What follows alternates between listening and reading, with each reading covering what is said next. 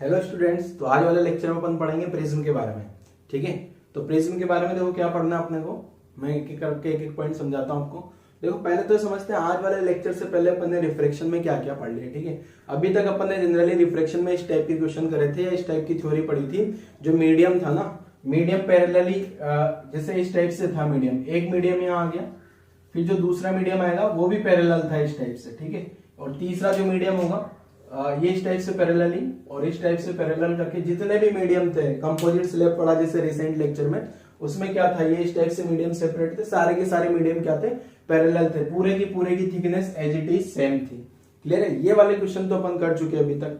अभी यहाँ जो पढ़ने वाले हैं, देखो यहाँ अपन पढ़ेंगे रिफ्रैक्शन बाई दो सरफेस से रिफ्रैक्शन होगा। प्रिज्म एक ऐसे अरेंजमेंट का नाम है। प्रिज्म क्या है, सिंपली एक अरेंजमेंट का नाम है, एक ऐसा अरेंजमेंट जो जैसे मान लो ये अरेंजमेंट है। ठीक है, इस अरेंजमेंट में क्या है, यहाँ पूरे अपन इस अरेंजमेंट में मानेंगे पूरा का पूरा होमोजीनियस है। होमोजीनियस का मतलब इसका जो मीडियम का रिफ्रैक्टिव इंडेक्स है थ्रू आउट पूरे हर पॉइंट पे मीडियम जो है सेम टाइप का है, मतलब होमोजीनियस हो गया। सॉलिड है और ट्रांसपेरेंट भी है। ठीक है, 3D में तो ये सॉलिड ट्रांसपेरेंट मीडियम हो गया, और ये दो नॉन पैरेलल सरफेस से सेपरेटेड है। ये वाली और ये वाली जो है नॉन पैरेलल सरफेस हो गई, एक सरफेस ये और दूसरी सरफेस ये हो गई, दोनों की दोनों सरफेस क्या हो गई, नॉन पैरेलल सरफेस से सेपरेट है ये मीडियम। तो मैंने यहाँ डेफिनेशन लिखी है, क्या है देखो प्रिज्म का, homogeneous and solid transparent medium is separated by two non parallel plane refracting surfaces. यहाँ रिफ्रैक्टिंग सरफेस होनी चाहिए, मतलब यहाँ रिफ्रैक्शन हो, यहाँ रिफ्रैक्शन हो, इज कॉल्ड प्रिज्म। मतलब इस टाइप के अरेंजमेंट का नाम प्रिज्म होता है। ठीक है, क्लियर। अब मान लो रिफ्रैक्शन कहाँ हो रहा है, मान लो यहाँ से इंसिडेंट रे आई कोई, ये मैंने यहाँ पे नॉर्मल ड्रॉ कर दिया, ये वाली पॉइंट पे नॉर्मल ड्रॉ कर दिया। अब यहाँ से रे रिफ्लेक्शन के कारण अगर ये इधर वाला मीडियम रेयर है, अंदर वाला मीडियम डेंसर है, तो रे यहाँ पे इस टाइप से जाएगी। फिर मैंने यहाँ नॉर्मल ड्रॉ कर दिया, फिर यहाँ पे अगेन रिफ्लेक्शन होगा, मान लो ये रे यहाँ से ऐसे चली गई। मतलब इन दोनों लाइन, एक तो ये वाली सरफेस और ये वाली सरफेस, इन दोनों सरफेस पे रिफ्लेक्शन हुआ क्या, तो इन दोनों सरफेस को बोला जाता है रिफ्रैक्टिंग सरफेसेस।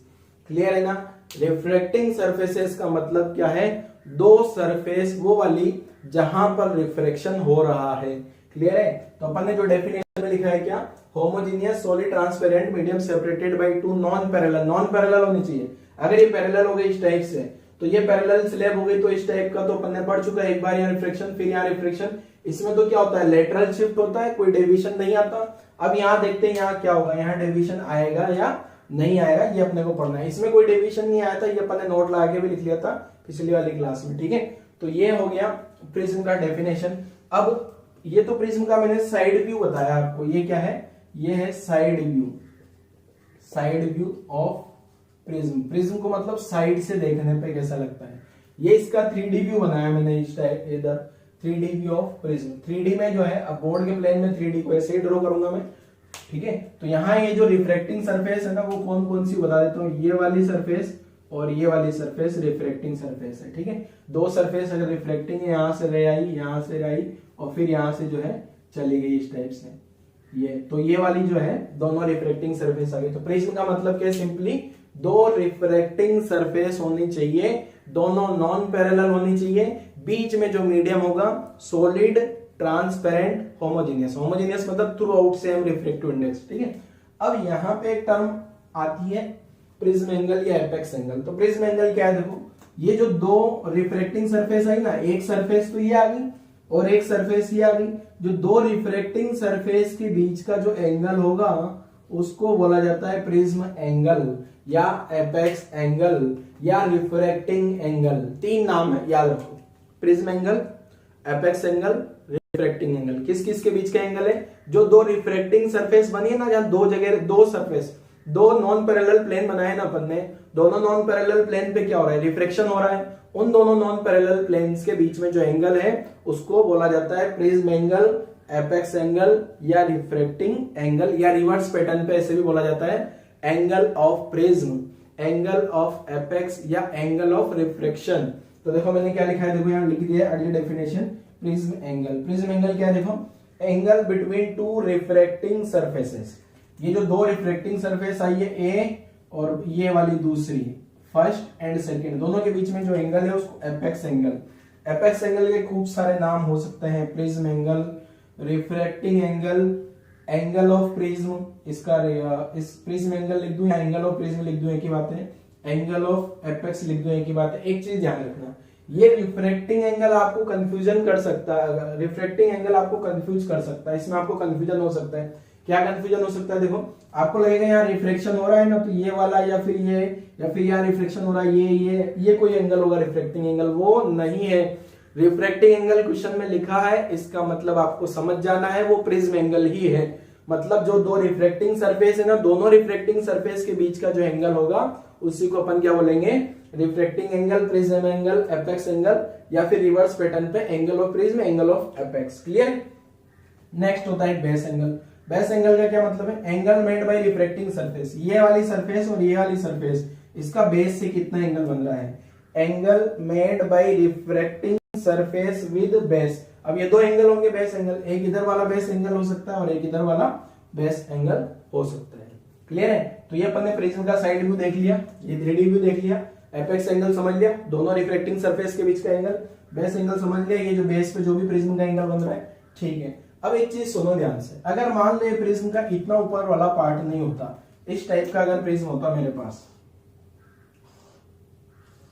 ये इस टाइप से प्रिज्म है मेरे पास, क्लियर है, ये इस टाइप का प्रिज्म आ गया। अब मान लो लाइट रे यहां आ गई, यहाँ लाइट रे इंसिडेंट हुई, यहां पे आ गई, यहां आ गई, यहाँ नॉर्मल ड्रॉ किया मैंने, और यहां से ये लाइट चली गई, इमरजेंट, इसको बोलते हैं इंसिडेंट, इसको बोला जाता है emergent light, incident light, emergent light. अब अगर मान लो ये इंसिडेंट रे आ गई, इमरजेंट रे आ गई, अब यहां तो आपको लगेगा ये दो नॉन पैरेलल सरफेस तो थी, अब ये देखो होता क्या है, ये वाली सिचुएशन और ये वाली सिचुएशन एग्जैक्ट सेम है। अगर मान लो मैं इसको यहां से ऐसे कट कर दूं ना, अगर मैं इसको ऐसे कट कर दूं तो ये भी तो ये बन गया ना, अलग थोड़ी है कुछ।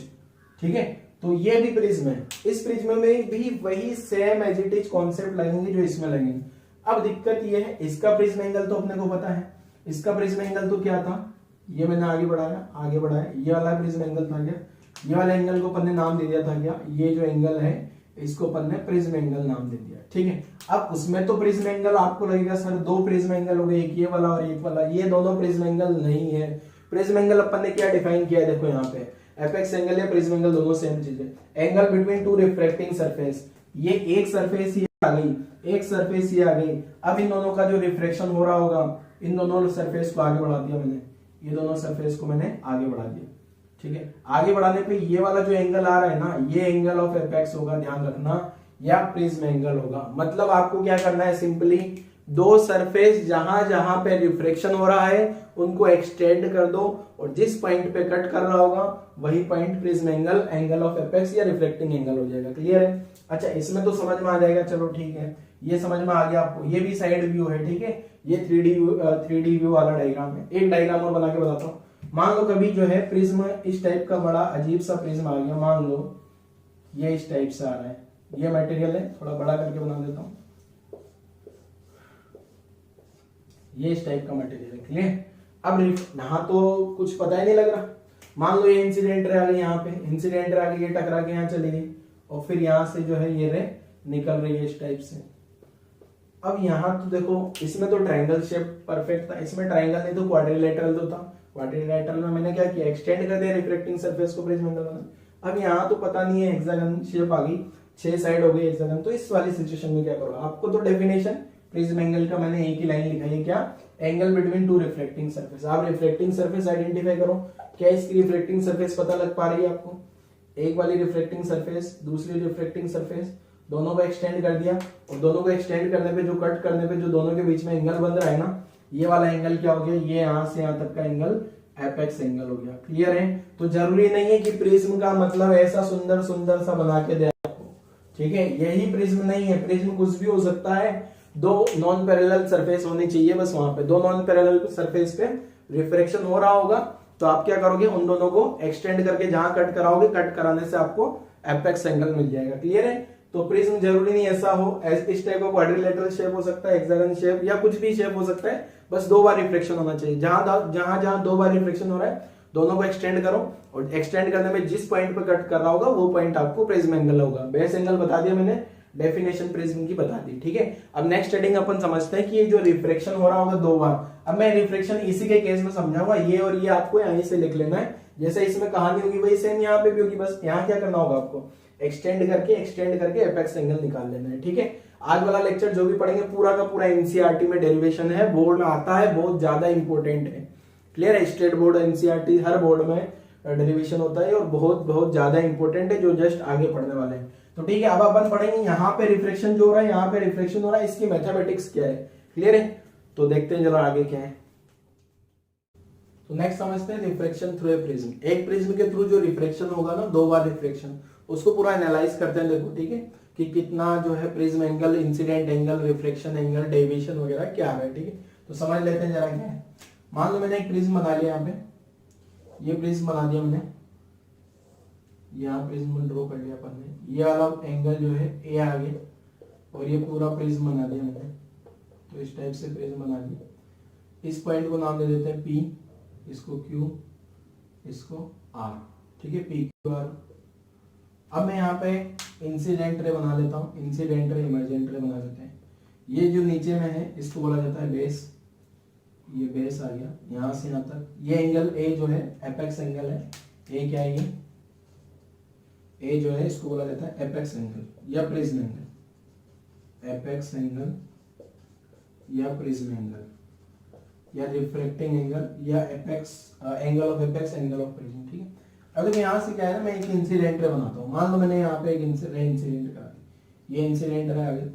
अब ये जो रे इंसिडेंट करेगी, इंसिडेंट रे, यहाँ रिफ्रैक्शन होगा क्या। अब रिफ्रैक्शन निकालने के लिए मैं क्या करूँ, पहले यहाँ पे नॉर्मल ड्रॉ कर लूंगा।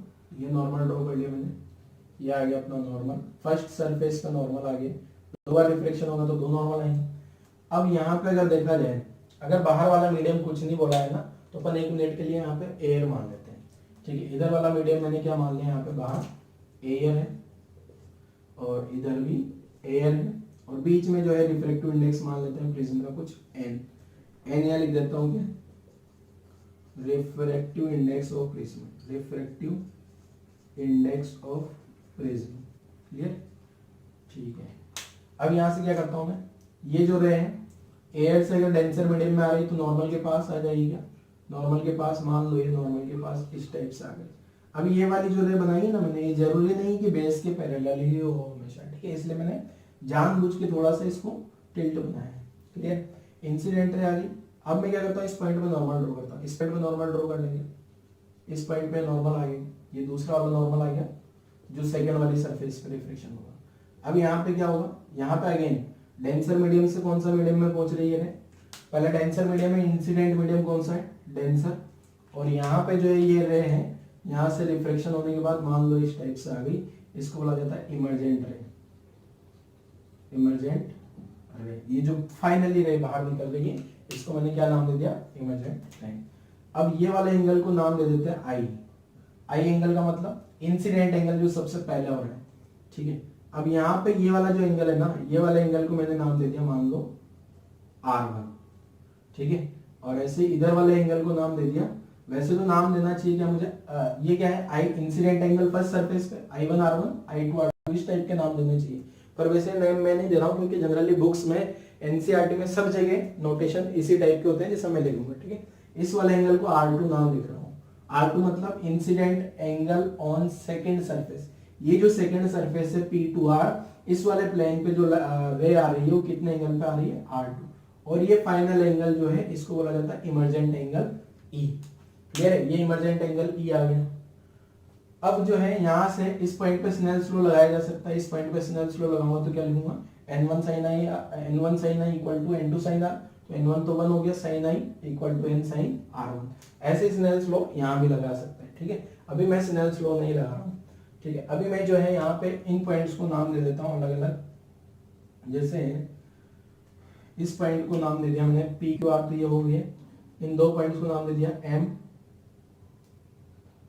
या S T, P Q R S T, और यहां जहां नॉर्मल कट रहे हैं इसको नाम दे दिया क्या, एम। इस पॉइंट को नाम दे दिया एम, जहां पे दोनों नॉर्मल ने कट किया, ठीक है। और अब मैं नेट डेविएशन निकालता हूँ। देखो नेट अपन यहाँ जो है ना प्रिज्म में कैलकुलेशन करना चाह रहे हैं मेनली डेविएशन की। 2 बार डेविएशन आ रहा है तो 2 बार डेविएशन 0 नहीं होगा। अगर ये दोनों पैरेलल प्लेन्स होते ना, इस टाइप से पैरेलल होते, तो यहाँ 2 बार रिफ्लेक्शन होने के बाद नेट डेविएशन कितना आ जाता था 0। पर इस सिचुएशन में डेविएशन 0 नहीं आएगा। अब डेविएशन 0 नहीं आएगा तो कितना डेविएशन आएगा ये चेक कर लेते हैं। देखो तो नेट डेविएशन निकालने के लिए क्या करूँ मैं, देखो इस रे को बढ़ा दूं। अगर ये प्रिज्म नहीं होता तो ये रे इस टाइप से जा रही होती है और फाइनली ये रे इस टाइप से यहाँ से इस टाइप से आ गई है। तो ये वाला जो एंगल है ना, इसको नेट डेविएशन एंगल बोलते हैं। 2 बार डेविएशन के बाद में जो एंगल है, ठीक है। तो मैं वैसे डेविएशन, एक बार डेविएशन यहाँ होगा और एक बार डेविएशन यहाँ होगा। एक बार डेविएशन तो इस पॉइंट पे होगा और एक बार डेविएशन इस पॉइंट पे होगा और दोनों डेविएशन को सम करूंगा ना तो वो डेल आएगा, ठीक है। तो ये मैंने जो है इंसिडेंट रे को एक्सटेंड किया, इमर्जेंट रे को एक्सटेंड किया। दोनों के बीच में जो एंगल है ये इस डायरेक्शन में आ रहा है, मतलब क्लॉकवाइज में डेविएशन आ गया। क्लियर है। तो ये डेविएशन की कैलकुलेशन करते हैं, अपने को निकालना है क्या, डेविएशन। तो मैं पहली सरफेस पे डेविएशन निकालता हूँ। पहली यहाँ फर्स्ट डेविएशन होगा, यहाँ सेकंड डेविएशन होगा, ठीक है। तो मैं रिफ्रैक्शन जो पहला डेविएशन एट फर्स्ट सरफेस मैं लिख रहा हूँ, डेविएशन एट फर्स्ट सरफेस। यहाँ फर्स्ट रिफ्रैक्शन के कारण फर्स्ट सरफेस पे जो रिफ्रैक्शन हुआ ड्यू टू फर्स्ट रिफ्रैक्शन, तो कितना डेविएशन हुआ देखो, इसको मैंने डेल 1 नाम दे दिया, ठीक है। डेल 1 जो है पहली सरफेस पे जो रिफ्रैक्शन डेविएशन हुआ, तो डेविएशन कितना आ गया यहाँ पे डेविएशन। ये आपको पता है रिफ्रैक्शन में डेविएशन क्या होता है, I माइनस R1। तो यहाँ आ गया कितना I माइनस R1। मोड नहीं लिख रहा हूँ, I1 बड़ा है, ये डायरेक्शन हो गई क्लॉकवाइज, मतलब ये रही इधर जा रही, इधर जानी चाहिए थी और इधर आ गई है, इधर जा रही होती इधर आ गई। आप देख लो ये वाला एंगल डेविएशन आ जाएगा। मैं यहाँ पे इंडिकेट भी कर देता हूँ कौन सा वाला एंगल डेविएशन होगा। पहला वाला डेविएशन यहाँ से यहाँ तक वाला एंगल आ गया, ये डेविएशन, ठीक है। ये तो ये वाला एंगल आप देखोगे यहाँ से ज्योमेट्री लगा के, तो I माइनस R1 आ गया, ठीक है। तो I माइनस R1 पहला डेविएशन आ गया। अब दूसरा डेविएशन मैं ये पे लिख दूं, deviation at second surface due to second refraction, ठीक है। तो deviation due to second refraction, तो सेकंड रिफ्रैक्शन के कारण जो डेविएशन आ रहा है उसको नाम दे दिया मैंने डेल 2। और डेल 2 का वैल्यू कितना आ रहा है देखो, यहां से अब डेल 2 का वैल्यू निकाल लेते हैं। डेल 2 जो है ये वाली रे देखो, यहाँ पे ये वाली रे इस टाइप से आगे बढ़ जानी चाहिए थी और ये वाली रे ऐसे नहीं जाके ऐसे जा रही है, मतलब ये वाला एंगल सेकंड वाला डेविएशन डेल 2 हो जाएगा, ये वाला डेविएशन पहला वाला डेल 1 हो गया। तो डेल 2 का वैल्यू देखो तो कितना आ रहा है देखो, E माइनस R2 आ गए, तो डेविएशन आ गया कितना E माइनस R2 और डायरेक्शन ये भी आ गई क्लॉकवाइज। सेम डायरेक्शन में डेविएशन आ गया। यहाँ से देखूंगा तो देखो E माइनस R2 जो है, यहाँ सिंपल सा ज्योमेट्री लगाना आपको। ये वाली लाइन जिसको मैंने आगे बढ़ा दिया है, ठीक है, ये वाली लाइन तो आगे बढ़ा दिया और ये इधर जा रही है क्या, ये वाली लाइन आगे बढ़ा है, तो डेल 2 एंगल निकालना है। डेल 2 एंगल कैसे निकालूं, देखो ये वाली लाइन आगे बढ़ी और ये वाली एंगल लाइन आगे बढ़ी, ये वाला एंगल कितना यहाँ से यहाँ तक, यहाँ से यहाँ तक R2 एंगल है, तो डेल 2 निकालना है। तो इस पूरे E में से R2 उठा दूं तो डेल 2 आ जाएगा। तो नेट डेविएशन क्या आ जाएगा, नेट डेविएशन आफ्टर 2 रिफ्रैक्शन। तो नेट डेविएशन चेक कर लेते हैं जरा, नेट डेविएशन आफ्टर 2 रिफ्रैक्शन। तो 2 रिफ्रैक्शन होने के बाद में जो नेट डेविएशन आ रहा है वो कितना आ रहा है, उसको डेल नेट या डेल बोल देता हूँ सिंपल। वो क्या होगा, इन दोनों का सम डेल 1 प्लस डेल 2। तो नेट डेविएशन कितना आ गया देखो, I minus R1 clockwise plus E minus R2 और ये भी क्लॉकवाइज। तो यहाँ से डेविएशन जो आ रहा है ना उसको ऐसा लिखा जा सकता है I plus E minus R1 plus R2 clockwise, ठीक है। अब I और E तो पता है, R1 R2 को यहाँ से एलिमिनेट किया जा सकता है, ठीक है। R1 R2 की जगह क्या आ जाएगा देखो, R1 R2 को यहाँ से इसके एलिमिनेट करता हूँ तो क्या आ जाएगा देखो। पहले तो मैं ये जो ट्राइंगल है सॉरी क्वाड्रिलेटरल में देखता हूँ जरा कौन सा वाला क्वाड्रिलेटरल, मुझे R1 R2 का वैल्यू कैलकुलेट करना है, ठीक है। तो R1 R2 का वैल्यू कितना आएगा देखो। अब यहाँ से ये वाला नॉर्मल, ये वाली लाइन नॉर्मल है, ये वाली लाइन में नॉर्मल होगी डैश डैश, और ये वाली लाइन में क्या होगी, डैश डैश वाली लाइन नॉर्मल होगी, ठीक है। मतलब ये वाले क्वाड्रिलेटरल में देखो PSMT, तो क्वाड्रिलेटरल जो है, क्वाड्रिलेटरल कौन सा आ गया, PSMT। इसमें 2 एंगल तो ये नॉर्मल के कारण आ रहे हैं, मतलब ये वाला एंगल 90, ये वाला एंगल 90।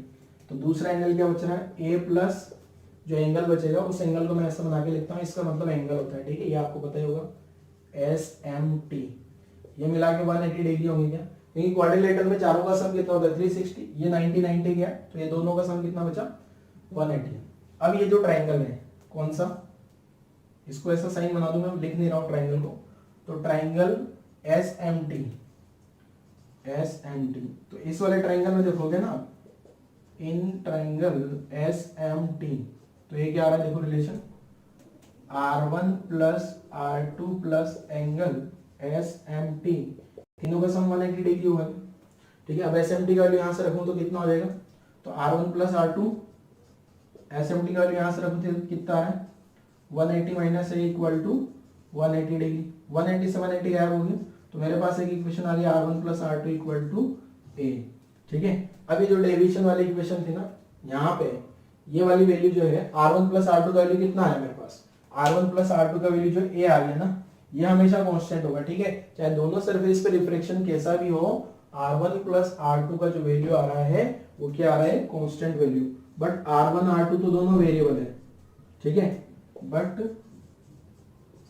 R1 एंड R2 दोनों क्या है वेरिएबल, R1 भी वेरिएबल है R2 भी वेरिएबल है, बट इन दोनों का सम हमेशा कांस्टेंट है। ये बड़ा इंटरेस्टिंग रिजल्ट है और ये आपको याद भी रखना है, ठीक है, ये रिजल्ट आपको याद रखना है कि जो दोनों बार रिफ्लेक्शन यहाँ अंदर जो प्रिज्म के एंगल R1 का मतलब फर्स्ट सरफेस पे एंगल ऑफ रिफ्लेक्शन और दूसरी सरफेस पे एंगल ऑफ इंसिडेंट, दोनों का सम R1 प्लस R2 एक कांस्टेंट होगा। अब ये R1 प्लस R2 का वैल्यू मैं यहाँ रख देता हूँ, ये जो इक्वेशन आई है, ये जो इक्वेशन देखिए अपन ने I plus E minus R1 R2, ठीक है, तो ये वाला जो वैल्यू है R1 प्लस R2 का वैल्यू यहाँ रख देता हूँ, तो मेरे पास जो है नेट डेविएशन की कैलकुलेशन हो जाएगी। नेट डेविएशन कितना हो जाएगा फिर I plus E minus A clockwise direction में, ठीक है, तो ये वैल्यू यहाँ रख देते हैं, तो अपने पास क्या आ जाएगा net deviation through prism, clear है। तो नेट डेविएशन आ गया कितना I प्लस ई माइनस ए, तो ये फॉर्मूला याद रखना होगा आपको, आगे लिख देता हूँ। देखो जो अपन ने दो इक्वेशन बनाई है, I plus E minus R1 plus R2, और R1 प्लस R2 का वैल्यू मैंने देखा किसके बराबर आ रहा है ए के बराबर, तो जो डेविएशन का देखो मैंने पहला इक्वेशन क्या बनाया था, del equal to I plus E minus R1 plus R2, और ये आ गया था क्लॉकवाइज डायरेक्शन में, ठीक है, ये इक्वेशन मैंने एक्सप्लेन कर दिया आपको। दूसरा equation R1 plus R2 equal to A, ये वाला इक्वेशन में मैं एक्सप्लेन कर दिया, मतलब ये R1 प्लस R2 वाला इक्वेशन ए यहाँ रख दूं तो डेविएशन कितना आ गया I plus E minus A clockwise deviation आ गया, ठीक है, ये डेविएशन क्लॉकवाइज आ गया, और डेविएशन क्या आ गया I प्लस ई माइनस ए। अब इस डेविएशन का मैं ये जो डेविएशन आया नेट डेविएशन, इसका I के साथ वेरिएशन देखूंगा कि I में कुछ चेंजेस कर दी जाए तो इस डेविएशन में क्या क्या चेंजेस हो रहे हैं, पहले सुनना ध्यान से। अगर मैंने प्रिज्म को फिक्स कर दिया तो ए तो कांस्टेंट हो जाएगा, मान लो अगर प्रिज्म को फिक्स कर दिया जाए तो ये ए तो कांस्टेंट हो गया क्या, I और E वेरिएबल होगा, I का वैल्यू अलग आएगा E का वैल्यू अलग आएगा, I बदलने पे E बदल जाएगा और डेविएशन बदलेगा। अब मैं क्या कर रहा हूँ, एक एंगल दो, अपन ग्राफ ड्रॉ करते हैं कभी भी तो दो चीजें वेरिएबल करा सकते हैं, तो यहाँ पे एक वेरिएबल मैंने I ले लिया और एक वेरिएबल डेल ले लिया, ये दोनों पैरामीटर जो है वेरिएबल है, ठीक है, E भी वेरिएबल है, पर मैं ग्राफ डेल और I के बीच में प्लॉट करूंगा कि डेल और I के बीच में जो है ग्राफ की स्टेप्स आता है। इसको समझने के लिए मैं एक छोटी सी टेबल यहाँ से एक्सप्लेन करता हूँ, ठीक है, वो टेबल जब आप बोर्ड में डेरिवेशन करोगे ना, जो अपन डेरिवेशन कर रहे हैं नेट डेविएशन का, तो उस डेविएशन का टेबल नहीं बनानी, ये मैं आपको केवल समझाने के लिए बता रहा हूँ। तो देखो टेबल के थ्रू क्या समझना चाह रहे हैं अपन, यहाँ अगर मान लो इंसिडेंट एंगल है I, R1, R2, E और नेट डेविएशन जो अपन लिखते हैं ना I plus E minus A, ठीक है। अब अभी मैंने प्रिज्म का जो डायग्राम मिटाया है वो डायग्राम इस टाइप से रहा होगा कुछ, ये डायग्राम छोटा सा डायग्राम बना लेते हैं, ये प्रिज्म बना दिया हमने। अब प्रिज्म का रिफ्रैक्टिव इंडेक्स, प्रिज्म का रिफ्रैक्टिव इंडेक्स मान लेते हैं N2 है, इधर वाला मीडियम N1, इधर वाला मीडियम N1। वैसे मैंने डायग्राम में A लिखा था, पर ये N1 लिख देता हूँ ताकि जनरलाइज हो जाएगा। अगर N1 मीडियम हो भी गया ना, मतलब दोनों साइड का मीडियम सेम होना चाहिए, इस प्रिज्म के इधर और इधर वाला मीडियम सेम होना चाहिए, जो फॉर्मूला अपन डिराइव कर रहे हैं उसके लिए, ठीक है। अब यहाँ अगर इस वाली सरफेस पे रिफ्लेक्शन होगा तो क्या लिखूंगा, देखो N1 sin I equal to N2 sin R1, ये इक्वेशन समझ में आई स्नेल्स लॉ की। ये वाली सरफेस पे रिफ्लेक्शन लगाया, फर्स्ट वाली सरफेस पे रिफ्लेक्शन लगाया। अब मान लो मैंने ये वाला एंगल θ1 मान लिया और ये एंगल θ2 मान लिया, ये एंगल θ3 मान लिया, ये एंगल θ4 मान लिया, तो यहाँ डेविएशन कितना आ जाएगा थीटा 5, वो थीटा 5 का वैल्यू कितना आ गया, थीटा 5 का जो वैल्यू आएगा ना वो क्या हो गया I प्लस ई, मतलब theta 1 plus theta 4 minus theta 2 plus theta 3, ये ए का वैल्यू R1 प्लस R2, ये वाला डेविएशन आ गया क्या, ये जो डेविएशन आ रहा है थीटा 5 ना लिख के मैं डेविएशन लिख देता हूँ, ये डेविएशन आ गया क्या, ठीक है डेविएशन आ गया है। अब मैं क्या करता हूँ, ये तो मैंने पहली सरफेस पे रिफ्लेक्शन लगा लिया, ये अगर दूसरी सरफेस पे रिफ्लेक्शन लगा तो n2 sin R2 equal to n1 sin E, ठीक है, ये तो मैंने ये इस टाइप से इक्वेशन लिख ली। ये तो क्या किया मैंने, जब इंसिडेंस एंगल क्या था, जब ये इंसिडेंस एंगल क्या मान लिया मैंने यहाँ पे, इंसिडेंस एंगल मैंने मान लिया कितना, ये पहला वाला केस में इंसिडेंस एंगल अपन ने कितना मान लिया थीटा, अगर मैंने इंसिडेंस एंगल थीटा मान लिया ना, तो इंसिडेंस एंगल थीटा मान लिया तो इक्वेशन क्या बन जाएगी, n1 sin theta equal to n2 sin R1 की जगह क्या मान लिया मैंने थीटा 2, ये तो पहली सरफेस की इक्वेशन बनेगी। दूसरे सरफेस की इक्वेशन क्या बनेगी, n2 sin R2 equal to n1 sin E, तो यहाँ क्या आ जाएगा n2 sin R2 कितना मान लिया, ये R2 का वैल्यू कितना आ रहा है थीटा 3, R2 की theta 3 equal to n1 sin और E का वैल्यू कितना आ रहा है थीटा 4, ठीक है। ये तो मेरा कब आ गया, जब मैंने इंसिडेंस एंगल क्या मान लिया थीटा 1 मान लिया, ठीक है। अब अगर मैं इंसिडेंस एंगल मान लेता हूँ थीटा 2, इंसिडेंस एंगल क्या मान लूं मैं, सॉरी थीटा 2 नहीं, इंसिडेंस एंगल मान लेता हूँ मैं थीटा 4 के बराबर, इंसिडेंस एंगल थीटा 4 मान लिया, मतलब ये वाली सिचुएशन में मैंने इंसिडेंस एंगल कितना मान लिया थीटा 4। अगर ये थीटा 4 होगा तो देखो पहला रिफ्लेक्शन क्या लिखूंगा मैं, n1 sin, अब I की जगह थीटा 4 लिख दूं इक्वल टू n2 sin, अब यहाँ जो साइन होगा ना, तो पहले इक्वेशन लिख देता हूँ n1 sin I equal to n2 sin R1, अभी इंसिडेंस एंगल मैंने क्या मान लिया थीटा 4, ठीक है, इक्वल टू n2 sin, अब यहाँ से देखो जरा n1 sin थीटा 4, ये वाली इक्वेशन देखो जरा n1 sin थीटा 4, तो यहाँ से क्या मैं लिखूंगा n1 sin theta 4 sin theta 4 equal to n2 sin, मतलब ये R1 का वैल्यू कितना आने वाला है थीटा 3, ये R1 का वैल्यू कितना आने वाला है थीटा 3, मतलब जो वैल्यू यहाँ R1 का R2 का वैल्यू था ना पहले, वो वैल्यू यहाँ आ जाएगा, ठीक है। ऐसे ही जो है सेकंड सरफेस पे लिखूंगा तो क्या आ गया n2 sin, वहां R2 लिखता हूं क्या equal to n1 sin E, तो n2, अब R2 का वैल्यू कितना आ गया, यहाँ पे R2 का वैल्यू जो है, पहले मेरे पास इस इक्वेशन को लिखता होगा मैं, तो ये जो है मुझे पता है ये वैल्यू अब साइन R2 का वैल्यू थीटा 2 ही आएगा, थीटा 2 क्यों आएगा, क्योंकि मुझे पता है इन दोनों का सम क्या होता है कांस्टेंट होता है क्या, R1 प्लस R2 दोनों का सम क्या होता है कांस्टेंट होता है क्या, मुझे पता है R1 प्लस R2 दोनों का सम A होता है क्या, तो ये पहले थीटा 3 हो गया तो इसको मजबूरन थीटा 2 आना पड़ेगा, ये वाला एंगल जो R2 का वैल्यू थीटा 2 हो गया, तो मैंने R2 का वैल्यू थीटा 2 लिख दिया, n1 sin, अब ये E कितना आएगा देखो, अब n1 sin थीटा 2 वाली इक्वेशन यहाँ से देखो, ये वाली इक्वेशन देखता हूँ, ये वाली इक्वेशन, ये वाली जो इक्वेशन आ रही है ना, ये वाली इक्वेशन देखो आप, n2 sin थीटा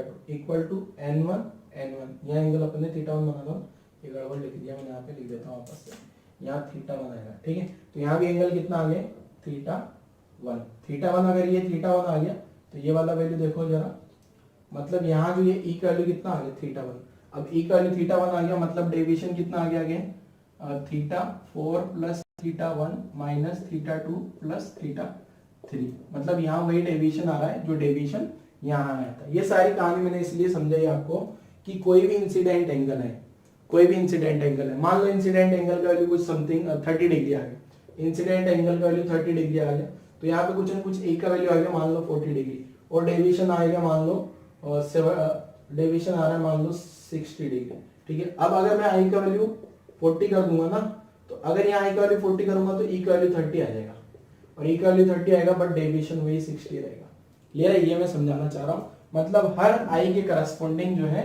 आई के करस्पॉन्डिंग क्या होगा, जो ये डेविएशन आ रहा है इस डेविएशन के करस्पॉन्डिंग 2 आई पॉसिबल हो सकते हैं, ठीक है। तो इसका ग्राफ जो है किस टाइप का ग्राफ होता है, देखो ग्राफ समझना है आपको, ये कैलकुलेशन अगर आपको समझ आ गई हो तो ठीक है, वरना ये ग्राफ रटना पड़ेगा आपको। तो ग्राफ क्या है, देखो ये इस टाइप से ग्राफ होता है, ये यहाँ पे आई आ गया, यहाँ पे ये डेविएशन आ गया, ठीक है। ये प्रैक्टिकल कर रहे, पैराबोला नहीं है ये, ध्यान रखना, ये इस टाइप का ग्राफ आता है, ठीक है। अब ये जो ग्राफ है ये प्रैक्टिकल कर्व है, पैराबोला नहीं है ये ग्राफ, ठीक है। तो प्रैक्टिकल कर्व बना देता हूँ, किस टाइप से बनता है ये, इस टाइप से बना दिया आपने। मतलब हर एक डेविएशन पे इंसिडेंट एंगल का मैंने कर्व बनाया है, किसके साथ में, ये जो है इंसिडेंट एंगल का आई का डेविएशन के साथ कर्व बना दिया मैंने, ठीक है। अब इंसिडेंस की देखो यहां से अगर मैं देखूंगा तो हर डेविएशन के करस्पॉन्डिंग, यहां से डेविएशन के करस्पॉन्डिंग ये वाला डेविएशन लूंगा मैं, तो दो एंगल ऑफ इंसिडेंस आ रहे हैं क्या, दो वैल्यू रखूंगा, तो ये एक वैल्यू तो होगी थीटा, ये एक इंसिडेंस एंगल आई का वैल्यू अगर ये थीटा 1 है ना, तो यह वाला वैल्यू जो होगा ये, अब अगर यहाँ आई का वैल्यू थीटा 1 है तो यहाँ ई भी आएगा कुछ ना कुछ, जैसे पहले वाले केस में थीटा 1 आया था तो ई कितना आ गया थीटा 4, ठीक है। तो यहाँ इंसिडेंस एंगल होगा थीटा 4 और यहाँ ई कितना आ जाएगा थीटा 1। मतलब इस सिचुएशन पे जो डेविएशन आएगा वही डेविएशन यहाँ आएगा। मतलब ये ग्राफ देखने पे मुझे पता क्या लग रहा है कि हर डेविएशन के करस्पॉन्डिंग दो एंगल ऑफ इंसिडेंस होंगे अगर ये मिनिमम वाला पॉइंट छोड़ दे तो। अब इस जो मिनिमम वाले पॉइंट होगा, मतलब ये जब मिनिमम वाला पॉइंट होगा, अब यहाँ देखो आई और ई, ये आई जो यहाँ पे आई का वैल्यू आ रहा है ना, जो यहाँ आई का वैल्यू आ रहा है, जो यहाँ आई का वैल्यू आ रहा है वो यहाँ ई का वैल्यू आ रहा है क्या, ठीक है। इस सिचुएशन पे जो आई इंसिडेंट एंगल रहा होगा ना, वो इस वाले डेविएशन पे इमर्जेंट एंगल रहा होगा। मतलब हर एक डेविएशन पे दो इंसिडेंट एंगल आएंगे, बस ये जो मिनिमम डेविएशन आएगा, इस मिनिमम डेविएशन को अगर मैं छोड़ दूं तो मिनिमम डेविएशन पे जो होगा आई का वैल्यू ई के बराबर हो जाएगा। मतलब मिनिमम डेविएशन जब भी होगा प्रिज्म से, आई और ई दोनों क्या हो जाएंगे, बराबर बराबर हो जाएंगे। तो मैं यहाँ पे लिखता हूँ कैलकुलेशन क्या, for minimum deviation, for minimum deviation, ठीक है। मुझे अगर मिनिमम डेविएशन निकालना है, ये मिनिमम डेविएशन पे कौन कौन बराबर हो गया, आई इक्वल टू ई, आई और ई बराबर बराबर हो गए। अगर आई और ई बराबर बराबर है, इसका मतलब R1 और R2 भी बराबर बराबर होंगे, ठीक है। R1 R2 बराबर क्यों होंगे, देखो यहां से समझ लो आप, तो यहां से N1 sin I equal to N2 sin R1, ठीक है। अब ये अगर ये वाला I और E बराबर बराबर हो गए, N1 sin I और ये N1 sin E है ना, इसको भी अगर मैं I कर दूं तो मतलब ये N2 sin R2 है ना, इसकी जगह R1 लिखा जा सकता है क्या, मतलब R1 R2 बराबर बराबर हो गई क्या, और R1 R2 अगर बराबर बराबर है तो दोनों का वैल्यू कितना हो जाएगा, A/2, ठीक है। क्लियर है। अब आगे बढ़ते हैं, तो स्नेल्स लॉ लगाता हूं मैं, N1 sin I। अब यहाँ पे पहले डेविएशन लिख देते हैं, फिर स्नेल्स लॉ लगाऊंगा। तो डेविएशन कितना आ गया, देखो डेविएशन, अब मैं मिनिमम क्यों लिख रहा हूँ, क्योंकि ये मिनिमम डेविएशन की कंडीशन है। मिनिमम डेविएशन की कंडीशन क्या आ गई, अब ये जो I प्लस ई की जगह भी क्या लिख दूं मैं, I प्लस, ये ई की जगह मैंने क्या लिख दिया, I प्लस I माइनस ए, ऐसा लिख दूं क्या। तो डेविएशन, मिनिमम डेविएशन का इक्वेशन लिखूंगा तो कितना आ रहा है, 2I माइनस ए। अब यहाँ से जो है I का वैल्यू मैं ऐसे लिख सकता हूँ क्या, डेल मिनिमम प्लस A/2, ये मैंने I का इक्वेशन लिख लिया, ठीक है। तो I का इक्वेशन लिख दिया मैंने, ठीक है। अब मैं यहाँ से स्नेल्स लॉ लगाता हूँ, स्नेल्स लॉ लगाऊंगा तो देखो क्या आ रहा है, स्नेल्स लॉ लगाने पे N1 sin I, N1 sin I equal to N2 sin R, ठीक है। अब यहाँ R की जगह क्या लिख दूं, R1। मैंने मान लिया प्रिज्म के दोनों साइड का मीडियम क्या है, N1 मैंने प्रिज्म के दोनों साइड का मीडियम क्या मान लिया, यहाँ भी प्रिज्म बना लेता हूँ। ये जो प्रिज्म है इसके दोनों साइड का मीडियम मैंने क्या मान लिया, N1, ठीक है। ये प्रिज्म के इधर का मीडियम N1, इधर का मीडियम N1 और प्रिज्म वाला मीडियम N2 मान लेते हैं, ठीक है। ये भी N1 आएगा। तो N1 sin, ये I की जगह लिखा जा सकता है, यहां से जो है मैं I की जगह लिख दूंगा, N1 sin del min plus A/2 equal to N2 sin A/2। इस वाली इक्वेशन से मैं N2 अपॉन N1 कैलकुलेट कर सकता हूं क्या, तो N2 अपॉन N1 का वैल्यू कितना आ गया, देखो sin A plus del min upon 2 upon sin A/2, ठीक है। तो इस टाइप से N2 अपॉन N1 आ गया। अच्छा N2 जो है वो किसका है, प्रिज्म का रिफ्लेक्टिव इंडेक्स है क्या, और ये N1 किसका है, सराउंड का। तो मैंने सराउंड लिख दिया, ठीक है। आजू बाजू जो है सराउंड क्या होगा, उसके प्रिज्म के अगल बगल दोनों साइड का मीडियम सेम होना चाहिए जब ये फॉर्मूला वैलिड होगा। अच्छा N2 अपॉन N1 को क्या लिखा जा सकता है, N21 ठीक है, तो n21 क्या आ गया देखो, sine a plus del min upon 2 upon sine a by 2। तो ये फॉर्मूला आपको याद रख लेना है। क्या है फॉर्मूला, देखो ये जो है इसको n2 अपॉन n1 को मैंने क्या लिख दिया, n21, ठीक है, अपॉन साइन a बाई 2।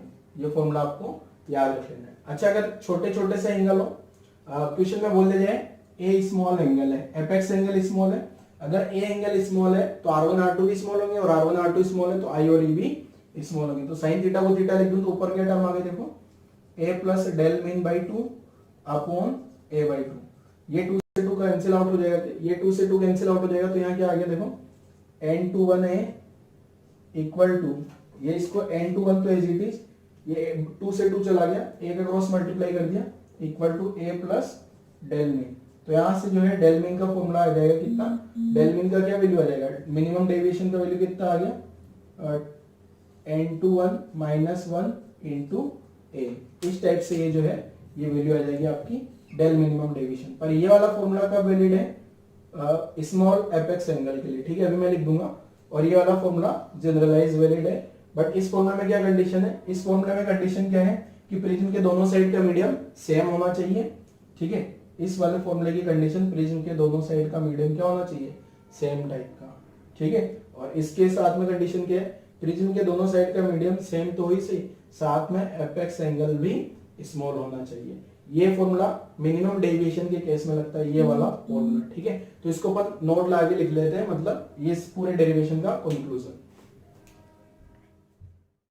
देखो अपन ने जो ये डेरिवेशन सोल्व किया, डेरिवेशन तो नो डाउट बोर्ड के लिए इंपॉर्टेंट है, पर इस पूरे डेरिवेशन से क्या कंक्लूजन निकलता है वो मैंने पूरा का पूरा बोर्ड पे लिख दिया है, ठीक है। डेरिवेशन थोड़ा लेंथी हो गया, वो टेबल वगैरह डेटा वगैरह समझने की वजह से, ठीक है, बट वो डेटा समझ आएगा तो आपको डेरिवेशन इजीली समझ आ जाएगा। वो जो डेल आई ग्राफ बनाया ना अपने, डेल और आई के बीच में जो ग्राफ है वो डेटा के थ्रू समझ आता है, क्योंकि वो प्रैक्टिकल कर्व है, ठीक है। थ्योरेटिकली कोई क्वेश्चन बना के नहीं समझा सकता मैं उसको। तो देखो क्या कंक्लूजन निकालते हैं उससे अपन। पहला कंक्लूजन तो n21 equal to sine a plus del min upon 2 upon sine a by 2, ठीक है। ये एंगल a जो है, a क्या है, ये एपेक्स एंगल, और यहाँ n21 क्या है, n21 n2 upon n1, n2 क्या है प्रिज्म का रिफ्लेक्टिव इंडेक्स, n1 क्या है सराउंड का रिफ्लेक्टिव इंडेक्स। अब इस फॉर्मूले में क्या क्या कंडीशन है समझ लेते हैं।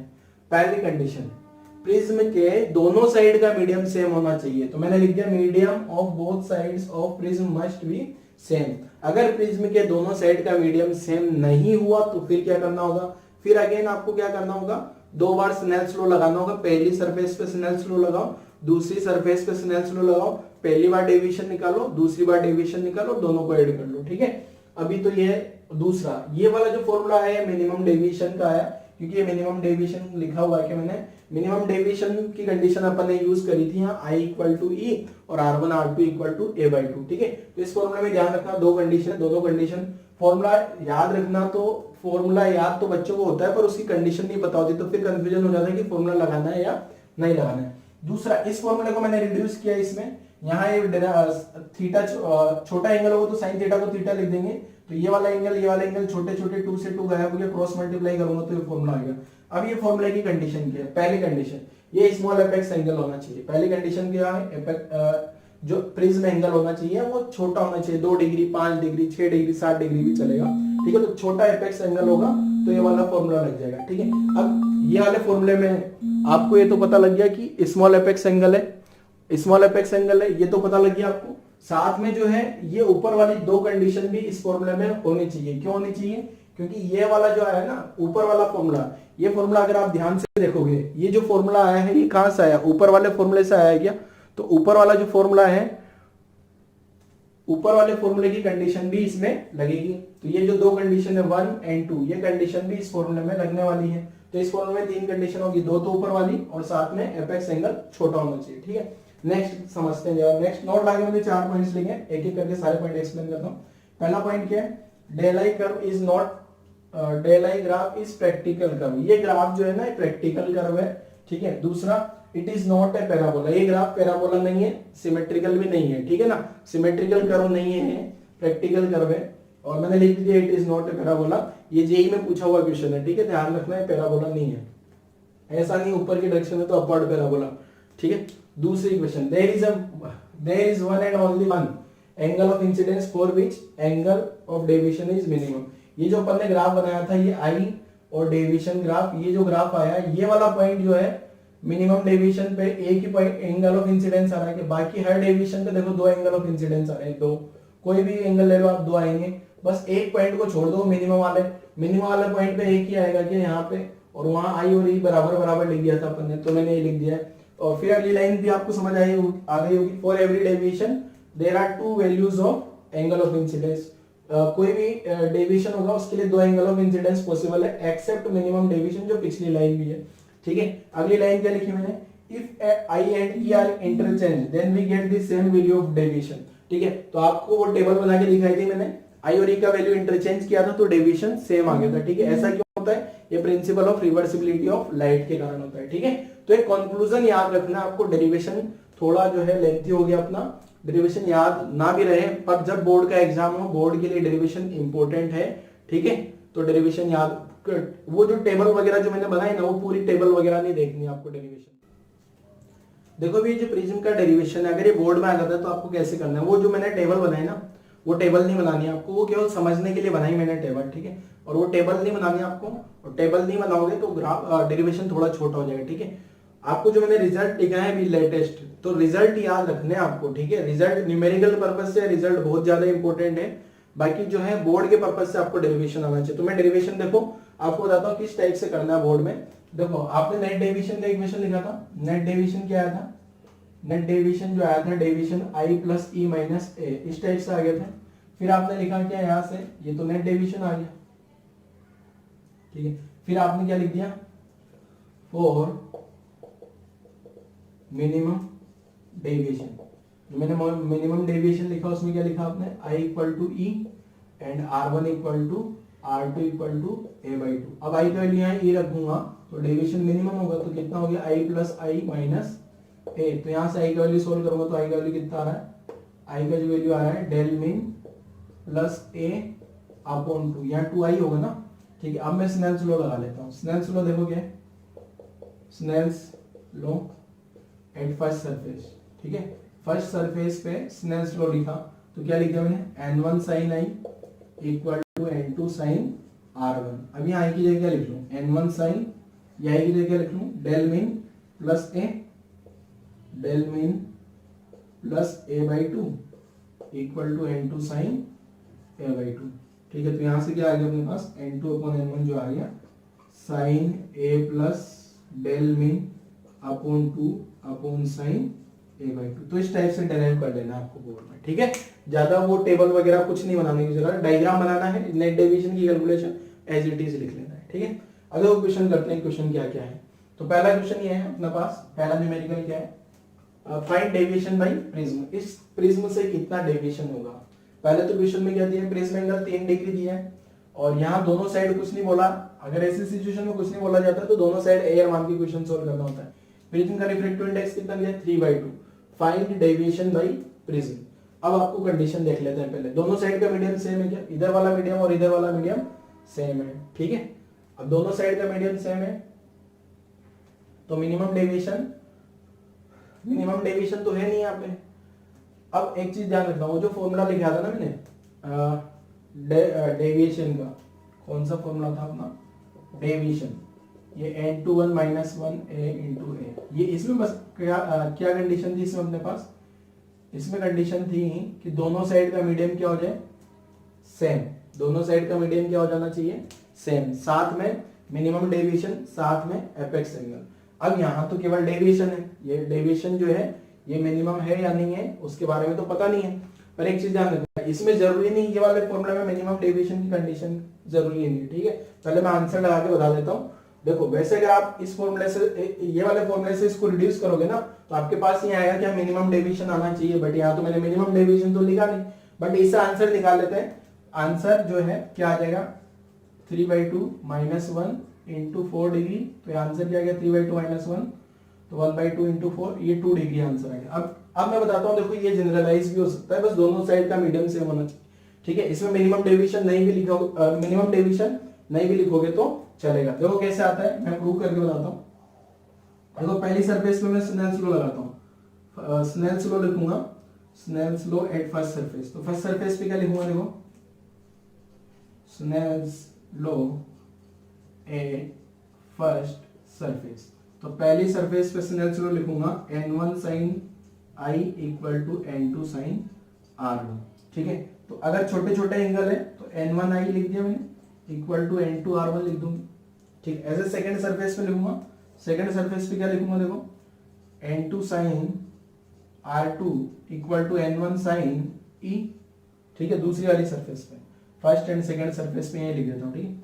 अब छोटा छोटा एंगल होगा तो n2 r2 equal to n1 e, ठीक है। तो पहले केस में तो ये आ गई इक्वेशन, दूसरे केस में ये इक्वेशन आ गई। अब जो डेविएशन आता है यहां से डेविएशन लिखो जरा कितना आ रहा है, i प्लस ई माइनस ए। अब ये वाला जो फॉर्मूला होगा ना i प्लस ई माइनस ए, इस फॉर्मूले तो मैंने ये वाले फॉर्मूले में तो मैंने मिनिमम डेविएशन की कंडीशन नहीं लगाई, ये भी इसमें तो कोई मिनिमम डेविएशन की कंडीशन नहीं। तो अब यहां से देखो मैं i प्लस ई, आई की जगह क्या लिख दूं, यहां से i की जगह यहां से लिखूंगा ना तो ये क्या आ जाएगा n2 upon n1 r1, यही आ गया। यहां से e का वैल्यू यहां से लिखूंगा, e का वैल्यू कितना आ रहा है, देखो n2 upon n1 r2 minus ए। आपको पता है क्या है, देखो यहां से जो है, अब अगर मैं यहां से डेविएशन लिखूंगा तो यहां से डेविएशन कितना आ जाएगा, देखो ये जो है डेविएशन में n2 upon n1 कॉमन ले लो तो क्या आ गया r1 प्लस r2 माइनस ए। तो ये तो हो गया n21 a माइनस ए। तो डेविएशन कितना आ गया n21 माइनस इंटू ए। मतलब आपको ये समझ आया कि ये जो फॉर्मूला होगा, इस फॉर्मूले में मिनिमम डेविएशन नहीं भी होगा तो चलेगा, ठीक है। बस कंडीशन, इस फॉर्मूले के लिए दो कंडीशन है, तो दोनों साइड का मीडियम सेम हो और एक स्मॉल एपेक्स एंगल हो, ठीक है। इस फॉर्मूले के लिए भी दो कंडीशन है, दोनों साइड का मीडियम सेम और मिनिमम डेविएशन। ये फॉर्मूला मिनिमम डेविएशन नहीं भी होगा तो चलेगा, लगा देना, आंसर आ जाएगा, ठीक है। तो अपन ने यहाँ से प्रूव कर लिया। अगला क्वेश्चन समझते हैं जरा। अगला क्वेश्शन क्या है, ये इक्विलैटरल प्रिज्म। इक्विलैटरल प्रिज्म का मतलब तीनों एंगल सेम सेम, ठीक है, दोनों साइड एयर है। प्रिज्म का रिफ्रैक्टिव इंडेक्स 3/2 है। What is the angle of incidence I to get minimum deviation. यहाँ डेविएशन कितना चाहिए आपको, मिनिमम डेविएशन चाहिए। मिनिमम डेविएशन के लिए एंगल ऑफ इंसिडेंस आई का वैल्यू बता दें कितना होगा। तो ऐसे क्वेश्चन में देखो क्या करना है आपको यहाँ मिनिमम डेविएशन बोल देगा। मिनिमम डेविएशन का कंडीशन याद रखना आपको। मिनिमम डेविएशन का मतलब क्या, मिनिमम डेविएशन का मतलब i equal to E and साथ में r1 equal to r2 equal to a/2, और a/2 का वैल्यू कितना हो जाएगा यहाँ पे 30 डिग्री, क्योंकि a कितना दिया है, a का वैल्यू कितना दिया है 60 डिग्री दिया है। इक्विलैटरल प्रिज्म है ना, ये इक्विलैटरल प्रिज्म का मतलब a कितना हो जाता है 60 डिग्री। अगर a का वैल्यू 60 डिग्री हो गया तो r1 r2 दोनों का वैल्यू बराबर बराबर कितना हो जाएगा, यहाँ से r1 r2 30 डिग्री आएगा। अब मुझे क्या चाहिए, i चाहिए ना, i चाहिए तो स्नेल्स लॉ लगा दूं। तो n1 sin i equal to n2 sin r1। अब n1 कितना हो गया बाहर एयर, sin i का वैल्यू पता करना है n2 मतलब प्रिज्म का रिफ्रैक्टिव इंडेक्स कितना है 3/2 sin r1 का वैल्यू कितना आ गया 30 डिग्री। तो sin i का वैल्यू कितना आ गया, देखो 3/2 sin 30 का वैल्यू 1/2, तो sin i का वैल्यू कितना आ गया 3/4। अब मुझे क्या चाहिए था क्वेश्चन में i, तो i की जगह क्या लिखा जा सकता है sin इनवर्स 3/4। 37 डिग्री नहीं होगा, ध्यान रखना, 3/5 नहीं है 3/4 है, ठीक है। तो i का वैल्यू ये आ गया, तो i का वैल्यू क्या आ गया sin इनवर्स 3/4, ठीक है। तो यहाँ तक अपन ने जो है ये क्वेश्चन सोल्व कर लिया। अच्छा, इसमें ये भी पूछा जा सकता है मिनिमम डेविएशन कितना होगा। मिनिमम डेविएशन पूछा जाता तो फिर आप क्या कर देते हैं, ये फॉर्मूला लगा देते कि यहीं से मिनिमम डेविएशन मिनिमम i का वैल्यू पता लग गया, i और i plus i minus a, मतलब 2i माइनस a, ठीक है। तो ये क्लियर हो गया ये वाला क्वेश्चन। नेक्स्ट न्यूमेरिकल करते हैं। तो नेक्स्ट क्वेश्चन सोल्व करते हैं। देखो पहला क्वेश्चन क्या है, ये डेल आई ग्राफ दिया हुआ है, डेविएशन है, एंगल ऑफ इंसिडेंस है, ठीक है। अब यहाँ डेविएशन आ रहा है 30 डिग्री, और जब 30 डिग्री डेविएशन आ रहा है ना, तो पहला इंसिडेंस एंगल कितना है 30 और दूसरा इंसिडेंस एंगल कितना है 60। मतलब 30 पे डेविएशन और 60 पे डेविएशन, दोनों पे सेम और वो 30 डिग्री है। तो आपको क्या पता करना है, प्रिज्म एंगल मतलब एक ही कैलकुलेशन करनी मुझे, ठीक है। तो सोल्व करते हैं जरा। आप वीडियो पॉज करो, क्वेश्चन लिखो और सोल्व करने के लिए ट्राई करो, मैं कंटिन्यू में सोल्व करता हूँ, ठीक है। अब डेविएशन का फॉर्मूला क्या लिखा है, देखो ये मिनिमम डेविएशन वाला फॉर्मूला नहीं लगा देना यहाँ पे। डेल मिनिमम वाला फॉर्मूला क्या होता है 2i माइनस a, ठीक है। ये वाला फॉर्मूला नहीं लगेगा क्योंकि मिनिमम डेविएशन थोड़ी है यहाँ वाला। तो डेविएशन वाला फॉर्मूला लगना है यहाँ पे क्या i plus e minus a। अब देखो डेविएशन कितना आ गया 30 डिग्री, i का वैल्यू कितना आ रहा है 30। अब जितना यहाँ पे जो आ रहा हो ना, यहाँ डेविएशन और यहाँ डेविएशन सेम, मतलब ये अगर i है ना, अगर मैं आई को ई से इंटरचेंज कर दूं तो दोनों जगह डेविएशन सेम आएगा क्या? मैंने नोट लगा के लिखा भी था। तो ये कितना आ गया 30 से 30 गायब हो गया, तो एक वैल्यू कितना आ गया 60 डिग्री। ठीक है, आप चेक क्रॉस वेरीफाई भी कर लो जरा। देखो डेविएशन क्या लिखा था मैंने, आई प्लस ई माइनस है। अभी अगर मैं आई का वैल्यू ये कर दूंगा, आई का वैल्यू क्या कर दूं 30, तो इस सिचुएशन में ई 60 आएगा।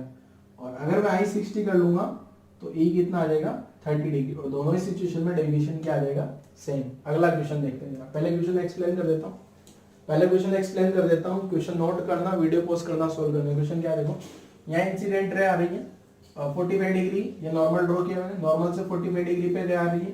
प्रिज्म एंगल 75 डिग्री दिया है और प्रिज्म का रिफ्रैक्टिव इंडेक्स √2 दिया है। बाहर का मीडियम कुछ नहीं, मतलब अपने को एयर मान लेना है। Find R1 R2 E and del, ये स्टैंडर्ड नोटेशन है। R1 R2 E डेल क्या है जो अपन ने डेरिवेशन में लिखे थे। ठीक है, तो सॉल्व करते हैं जरा। R1 R2 का वैल्यू निकाल लेते हैं पहले। R1 R2 का वैल्यू कितना आएगा देखो, पहले स्नेल्स लॉ लगा दूं, n1 sin i equal to n2 sin r। ठीक है, R1 लिख देता हूं यहाँ पे, n1 एयर है तो 1 आ गया sin 45 डिग्री, n2 कितना हो गया √2 sin R1, तो ये 1/√2 आएगा, 1/√2 √2 sin 45 sin R1, तो sin R1 का वैल्यू कितना आ गया, sin R1 का वैल्यू 1/2 हो गया। इसका मतलब R1 का वैल्यू कितना आ गया 30 डिग्री। पहला आंसर तो ये आ गया। ठीक है, आपको पता है R1 प्लस R2 कितना होता है A, R1 30 डिग्री है, R2 कैलकुलेट कर लेते हैं, A कितना है 75 डिग्री, ये प्रिज्म एंगल है, A है क्या, तो R2 का वैल्यू कितना आ गया यहाँ से 45 डिग्री, R2 आ गया।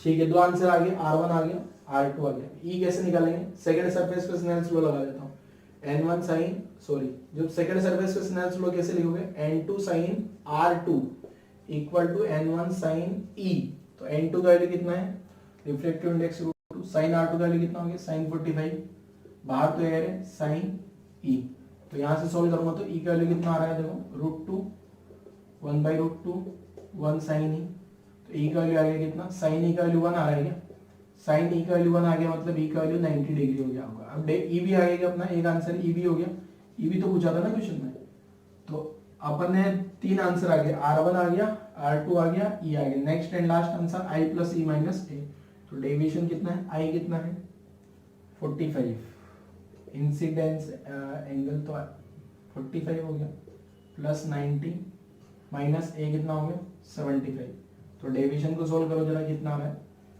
यहाँ से 135 हो जाएगी, 135 माइनस 75 करूंगा तो कितना हो गया डेविएशन 60 हो जाएगी, 75 5 चला गया 130 30 40 60 डिग्री आ गया। ठीक है, तो डेविएशन का वैल्यू 60 डिग्री आ गया। तो चारों आंसर आ गए अपने, क्या क्या देखो, एक तो R1 पूछा था क्वेश्चन में, R2 पूछा था, E पूछा था और डेविएशन पूछा था, तो चार आंसर अपने कंप्लीट हो गए।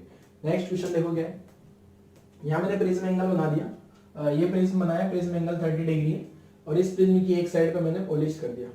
क्वेश्चन में क्या पूछा बोला गया, if ray of light incident on the second surface, second surface मतलब ये वाली सरफेस पे। ठीक है, मान लो यहाँ से लाइट कुछ एंगल पे आई और सेकंड सरफेस पे जो लाइट रे आ रही है ना, वो रिट्रेस कर रही है। रिट्रेस का मतलब मैंने बताया था नॉर्मल इंसिडेंस। ठीक है, सेकंड सरफेस पे रिट्रेस कर रही है, यहाँ देखा देखो second surface will retrace it, तो एंगल ऑफ इंसिडेंस का वैल्यू पता करना है कितना होगा। तो आप सोल्व करने के लिए ट्राई करो। ठीक है, वीडियो पॉज करो, क्वेश्चन लिखो, सोल्व करो, मैं सोल्व कर देता हूँ। ये एंगल ऑफ इंसिडेंस मुझे पता करना है कि यहाँ पे आई, अब मुझे पता है यहाँ से जो रे टकराने के जा रही है वो रे किस टाइप से जा रही है, यहाँ पे इस टाइप से आ रही है, ये 90 डिग्री है, ऐसा क्वेश्चन में बोला है। अब ये 90 डिग्री क्या होगा, ये 90 डिग्री कौन सा वाला एंगल है, R2 90 नहीं है, R2 तो 0 हो गया, इसका मतलब R2 का वैल्यू कितना हो गया 0। यहीं से सोल्व करना शुरू करता हूँ। R2 का वैल्यू 0 हो गया तो R1 प्लस R2 कितना लिखते हो आप 30 डिग्री, तो R1 प्लस 0 इक्वल टू 30, तो R1 का वैल्यू कितना आ गया 30 डिग्री। ठीक है, अब स्नेल्स लॉ लगा देता हूँ, n1 sin i equal to n2 sin r। ठीक है, तो क्या कैलकुलेट करना है मुझे, तो n1 कितना आ गया, a sin i का वैल्यू कैलकुलेट करना है, n2 का वैल्यू नहीं दिया क्या, sin r का वैल्यू तो कितना आ गया sin 31/2,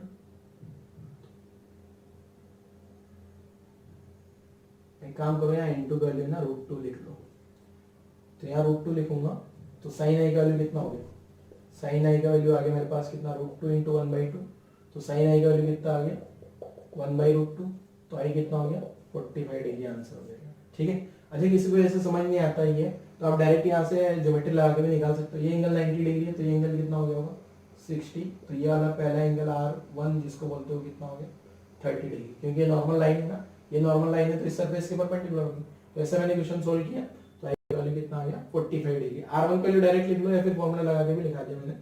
ठीक है, क्वेश्चन में ये वैल्यू डेटा मिसिंग हो गया था तो बाद में लिख दिया मैंने। क्लियर है, तो I1 अपना 45 डिग्री आ गया इस क्वेश्चन में। नेक्स्ट कॉन्सेप्ट क्या है तो देखो समझते हैं।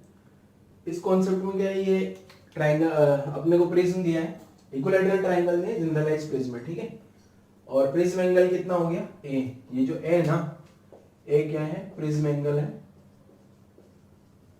क्लियर है, अब यहाँ पे एक इंसिडेंट रे है, ये वाली रे इंसिडेंट रे आपको दिख रही होगी, ये रे इंसिडेंट रे आ गई, इंसिडेंट रे। ठीक है, और ये डॉट डॉट लगा दिया मैंने नॉर्मल।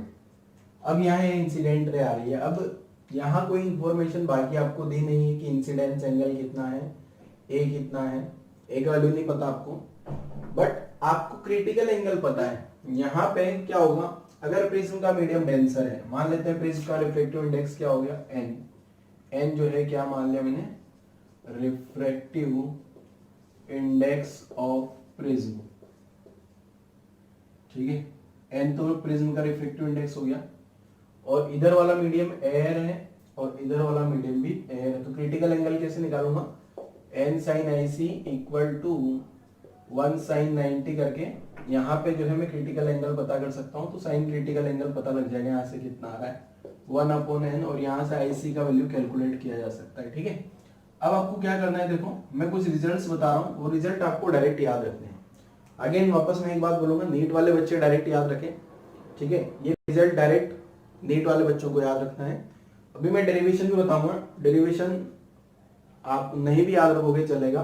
यही वाले बच्चे जो एडवांस के लिए काम कर रहे हैं वो डेरिवेशन पे भी ध्यान दें थोड़ा। तो क्या है, देखो पहला रिजल्ट, अगर मान लो यहाँ इंसिडेंस एंगल कुछ भी हो जाए, इंसिडेंस एंगल से कोई मतलब नहीं है पहले दो केस में, फर्स्ट एंड सेकंड नोट रखना। पहला क्या है, अगर a greater than 2 IC, IC critical angle यहां से निकाल लिया, प्रिज्म एंगल ये रहा। अगर a ग्रेटर देन 2 IC है तो ये वाली जो रे यहां से एक बार तो यहाँ रिफ्लेक्शन होगा, फिर जो सेकेंड सरफेस से ये वापस रिफ्लेक्ट बैक होके आ जाएगी, मतलब ये वाले मीडियम को क्रॉस नहीं करने वाली है, ये वाली सरफेस को क्रॉस करके उधर नहीं जाएगी, मतलब यहाँ सेकेंड सरफेस पे TIR होगा ऑलवेज। ठीक है, कब, जब a ग्रेटर देन 2 IC हो जाए, चाहे इंसिडेंस एंगल कुछ भी हो जाए। ठीक है, तो मैंने पहला पॉइंट क्या लिखा है, if a greater than 2 IC all rays are reflected back from second surface। ठीक है, सेकेंड सरफेस से बैक हो जाएगी, रिफ्लेक्ट होगी, मतलब सेकेंड सरफेस पे TIR होगा, चाहे एंगल ऑफ इंसिडेंस कुछ भी हो जाए। क्लियर है, पहला point a greater than 2 IC direct याद रखो।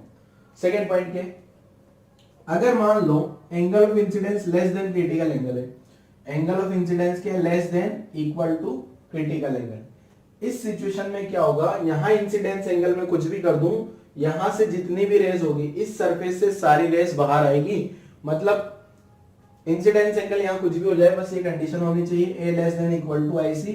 यहां सेकंड सरफेस पे TIR नहीं होगा, सारी रेज बाहर जाएगी, no rays are reflected back from the second surface. यहां इस सरफेस को सारी रे क्रॉस करके इधर पार कर जाएगी। ठीक है, पहला वाले केस में क्या था, यहाँ रिफ्रैक्शन हुआ, यहाँ TIR हुआ। इस वाले सेकंड वाले केस में क्या, रिफ्रैक्शन और रिफ्लेक्शन ऑलवेज, चाहे एंगल ऑफ इंसिडेंस कुछ भी हो जाए। ठीक है, no rays are reflected back from the second surface, all rays are reflected from the second surface. Second surface पे सारी की सारी रे रिफ्लेक्ट होगी। ठीक है, अब आपको ये तो समझ में आ गया होगा सर, ग्रेटर देन 2 IC हो गया, लेस देन IC हो गया। अगर इनके बीच में कुछ एंगल हुआ तो क्या होगा, जैसे ऐसा कुछ हो गया लेस देन IC, a जो है greater than IC but less than equal to 2 IC। तो इस सिचुएशन में हो सकता है कभी इंसिडेंस एंगल बदलूं मैं, तो कुछ रे का TIR हो जाए और कुछ का रिफ्लेक्शन हो जाए, वो डिपेंड करेगा एंगल ऑफ इंसिडेंस पे कि एंगल ऑफ इंसिडेंस कितना आ रहा है। क्लियर है, पहले वाले दो केस ऑलवेज वैलिड है, वहां एंगल ऑफ इंसिडेंस कुछ भी हो जाए, कितना भी हो जाए, कितने ही वेरिएबल पार्ट हो जाए, बट अगर ये वाली कंडीशन दी गई है, इसका मतलब सेकंड सरफेस पे TIR होगा, ये वाली कंडीशन दिया है, मतलब सेकंड वाली सरफेस पे सारी रेज रिफ्लेक्ट हो जाएगी। ठीक है, पहले तो कंडीशन याद रखें आप डायरेक्ट, ठीक है, प्रूफ में बता दूंगा, वो जो एडवांस वाले बच्चे देख लेना, और बाकी देखने को देख सकते हो पर प्रूफ याद रखने की जरूरत नहीं। ठीक है, अब देखो कभी कभी क्या होगा, यहाँ अगर एयर ना हो और इसको पानी में डाल दो, पानी में डाल दो तो क्या होगा, पूरे मीडियम को पानी में डाल दे तो कंडीशन नीचे वाली तो यही रहेगी, बस यहाँ से क्रिटिकल एंगल के लिए फॉर्मूला बदल जाएगा।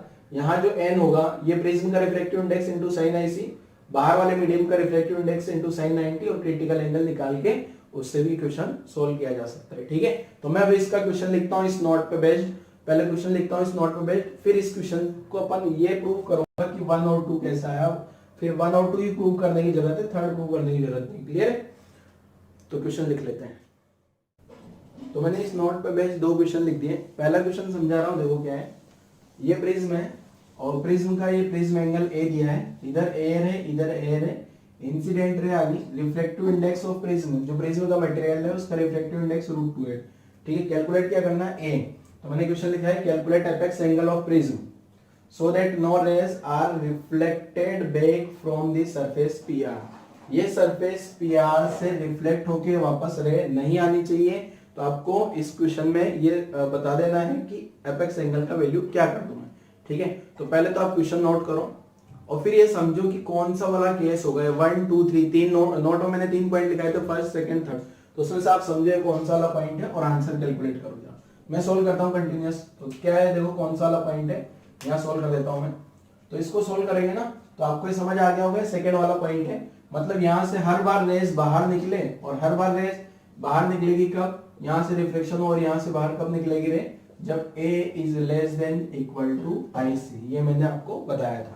ठीक है, अब a का वैल्यू पता करना है, a का वैल्यू हमेशा क्या हो जाए, क्रिटिकल एंगल से छोटा हो जाए, तो ऐसी सिचुएशन आ जाएगी, तो a का वैल्यू पता लग जाएगा आपको। अब क्रिटिकल एंगल कैसे पता लगाएं, देखो क्रिटिकल एंगल के लिए मैंने आपको क्या होता है, Snell's law, n1 sin I equal to n2 sin R। ठीक है, n1 इसका रिफ्लेक्टिव इंडेक्स प्रिज्म का √2 sin क्रिटिकल एंगल, यहाँ पे क्रिटिकल एंगल पे आती है तो बाहर sin 90 पे आ गई, तो sin क्रिटिकल एंगल कितना आ गया, 1/√2। ठीक है, तो क्रिटिकल एंगल कितना आ गया, 45 डिग्री, मतलब आपका आंसर क्या होगा, a less than equal to 45 degree. मतलब इस प्रिज्म का जो एंगल है ना, अगर मैं 45 डिग्री से कम कर दूं या 45 डिग्री भी कर दूं इवन, तो क्या होगा, ये वाली रे यहाँ से यहाँ जाएगी, फिर यहाँ से भी बाहर आएगी। ठीक है, यहाँ से भी बाहर आ सकती है, तो इस क्वेश्चन का आंसर हो गया a less than equal to 45 degree. ये पहला क्वेश्चन हो गया।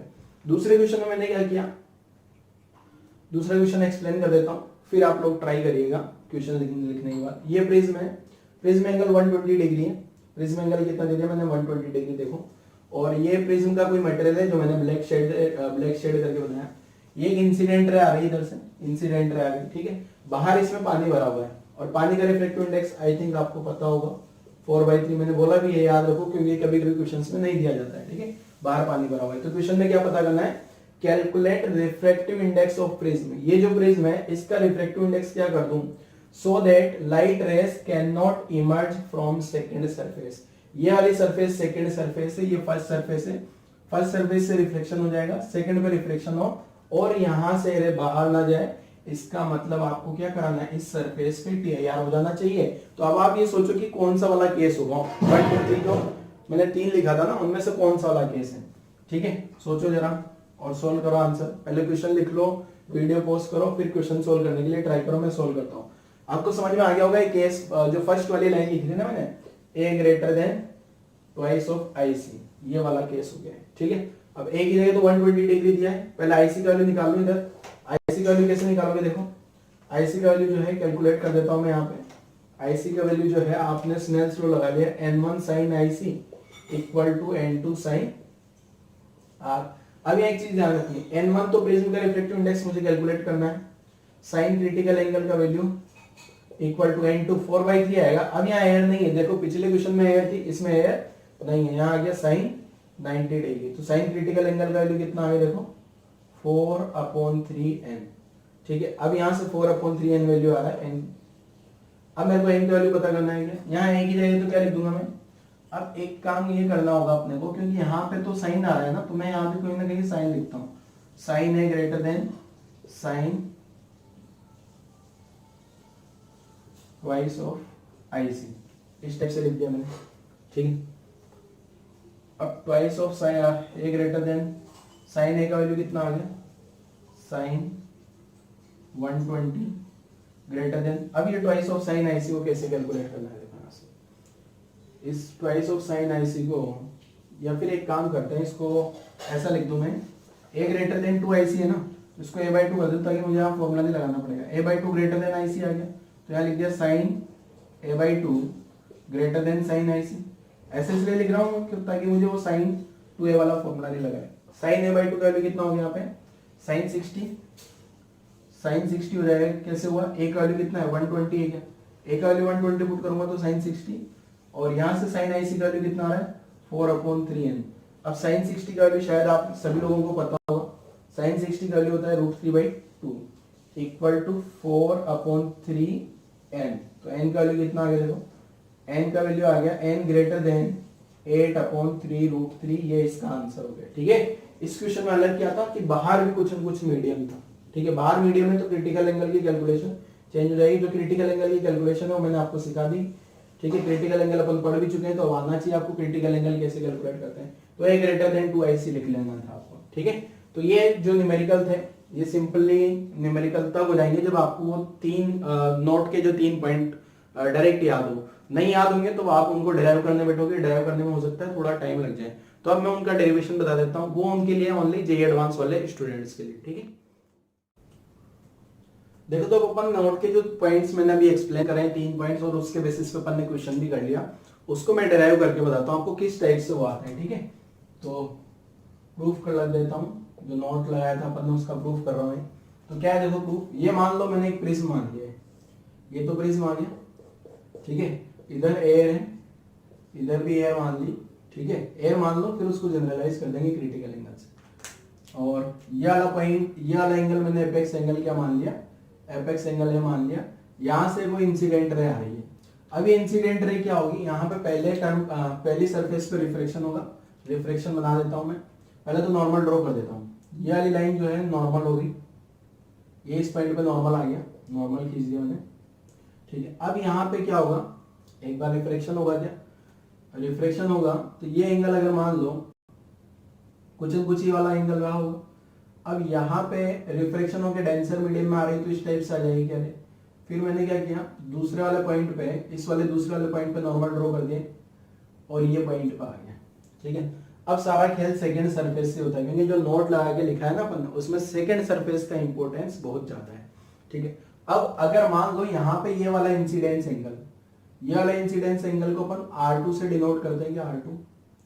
ठीक है, सेकंड सरफेस पे जो इंसिडेंस एंगल आता है ना, उसको आप क्या लिखते हैं, R2। ये जो नॉर्मल आ गया, नॉर्मल से जो ये एंगल आ गया, ये एंगल क्या लिख दिया मैंने, R2। अब ये R2 पे सारा खेल डिपेंड करेगा।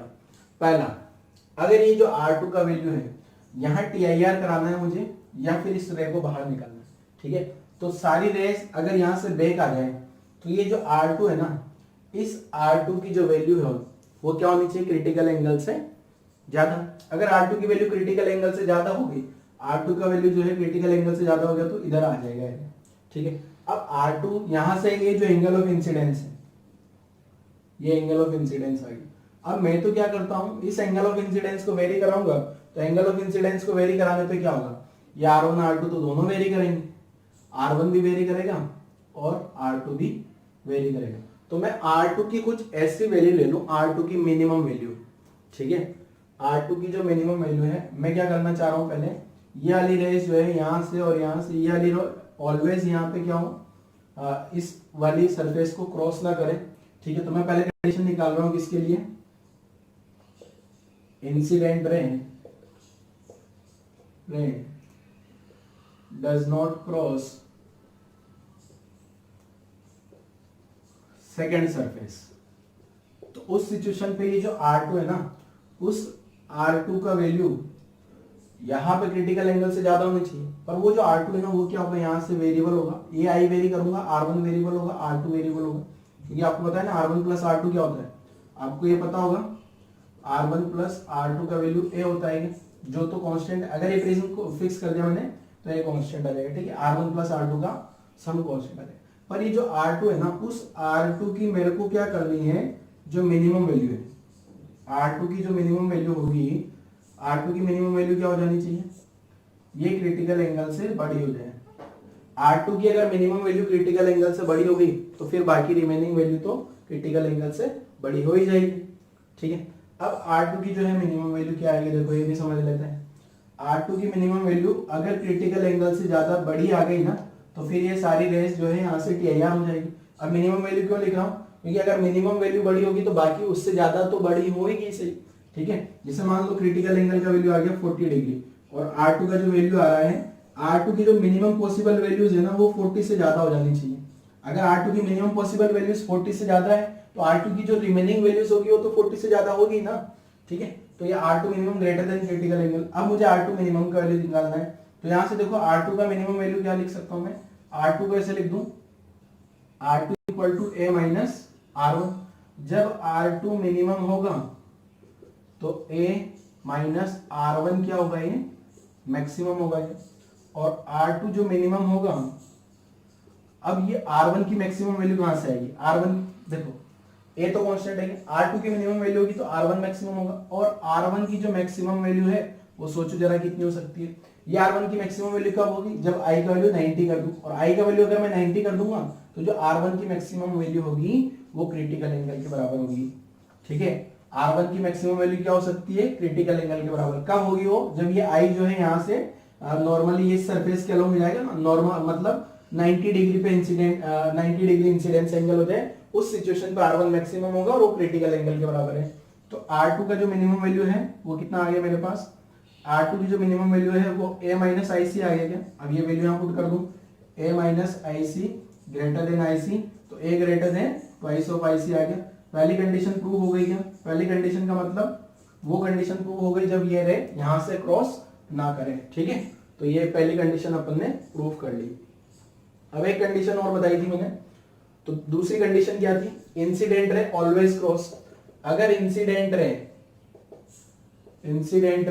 ऑलवेज क्रॉस करें, ऑलवेज क्रॉस सेकेंड सरफेस, ये जो सेकेंड सरफेस है ना वहां पे ऑलवेज क्रॉस कर जाए, मतलब यहाँ पे हमेशा क्या होना चाहिए, इस पॉइंट पे हमेशा रे बाहर चली जानी चाहिए।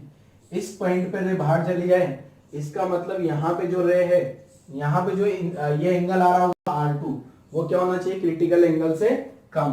अब वो क्रिटिकल एंगल से कम हो, अब तो उसका मैक्सिमम वैल्यू लूंगा, जैसे मैंने यहाँ मिनिमम वैल्यू लिखा है ना वैसे यहाँ क्या लूंगा, R2 की जो मैक्सिमम वैल्यू है वो क्या हो जानी चाहिए, less than critical angle. R2 की मैक्सिमम वैल्यू क्या हो जाए, लेस देन क्रिटिकल एंगल। ठीक है, वो वापस वही सेम कहानी जैसे मैंने यहाँ पे समझाया था। अब देखो R2 का वैल्यू तो बहुत सारी वैल्यूज हो सकती है। ठीक है, तो उसकी मैक्सिमम वैल्यू अगर क्रिटिकल एंगल से कम होगी तो बाकी रिमेनिंग तो सारी कम होगी, और कम होगी तो ये क्रॉस हो जाएगी इधर। अब वापस R2 का मैक्सिमम वैल्यू यहां से लेके आता हूं, जरा कितना होगा, R1 प्लस R2 कितना, A, R2 क्या लिख सकता हूं, A माइनस R1। अब मुझे R2 का मैक्सिमम वैल्यू चाहिए तो A माइनस R1 का मिनिमम वैल्यू चाहिए, और आपको पता है R1 का मिनिमम वैल्यू कितना हो सकता है, 0। 0 कब हो जाएगा, R1 का मिनिमम वैल्यू 0 कब हो जाएगा, जब ये रे एजीटी जैसे आ जाए, नॉर्मल इंसिडेंस हो जाए, तो R1 का मिनिमम वैल्यू कितना आ गया, 0। तो R2 का जो है मैक्सिमम वैल्यू कितना हो सकता है, A। तो A क्या हो गया, A less then IC। Equality भी लगाऊंगा, इक्वलिटी क्यों, क्योंकि वो क्रिटिकल वाला केस हो जाएगा। वो मतलब यहाँ पे जो है सेकंड सरफेस पे जो है रे कैसे आ रही है, अगर सेकंड सरफेस पे जो है ना ये रे क्रिटिकल एंगल पे आ रही होगी तो भी ये मीडियम तो क्रॉस हो ही गया ना, दूसरे मीडियम में आ गई ना। दूसरे मीडियम में क्यों आ गई, देखो n sin IC equal to 1 sin 90 लिखूंगा ना, इसका मतलब ये मैंने स्नेल्स लॉ लगा दिया, मतलब दूसरे मीडियम में चले गए, तो इसमें इक्वलिटी भी आती है। ठीक है, तो मैंने दोनों फॉर्मूले आपका जो दोनों नॉट वाले पॉइंट बताए थे मैंने दोनों एक्सप्लेन कर दिया आप लोगों को। तीसरा पॉइंट जो है उसको एक्सप्लेन करने की जरूरत नहीं है, इन दोनों के मिडल वाला हो जाएगा। तो उसमें I पे वैल्यू डिपेंड करेगा, कभी हो सकता है क्रॉस हो जाए, कभी हो सकता है क्रॉस ना हो। ठीक है, इसका क्वेश्चन अपन ने कर लिया तो ये क्लियर हो गया अपना। नेक्स्ट पढ़ते हैं, नेक्स्ट टॉपिक क्या है, देखो एक टर्म अपन ने पढ़ी थी जब फॉर्मूला डेराइव करा था, तो अपन ने एक टर्म पढ़ी थी मिनिमम डेविएशन, जो अपन ने बड़ा सा फॉर्मूला डेराइव किया था n21 equal to sine a plus del min by 2 upon sine a by 2। जब वो फॉर्मूला डेराइव किया तो अपन ने वो फॉर्मूला डेराइव किया था मिनिमम डेविएशन के लिए। तो एक टर्म वहां मिनिमम डेविएशन तो आ गई, और एक टर्म और होगी मैक्सिमम डेविएशन। तो देखो मिनिमम डेविएशन और मैक्सिमम डेविएशन क्या है, दोनों को समझ लेते हैं। पहले तो मैं मिनिमम डेविएशन लिख देता हूँ, वैसे अपन एक बार पढ़ चुके हैं। ठीक है, तो हेडिंग लिख लेते हैं minimum deviation and maximum deviation. Minimum maximum deviation. ठीक है, तो मिनिमम एंड मैक्सिमम डेविएशन क्या है देखो, पहला जो बता रहा हूं मैं, condition for minimum deviation, condition for minimum deviation. Minimum deviation की कंडीशन अपन पहले भी पढ़ चुके हैं।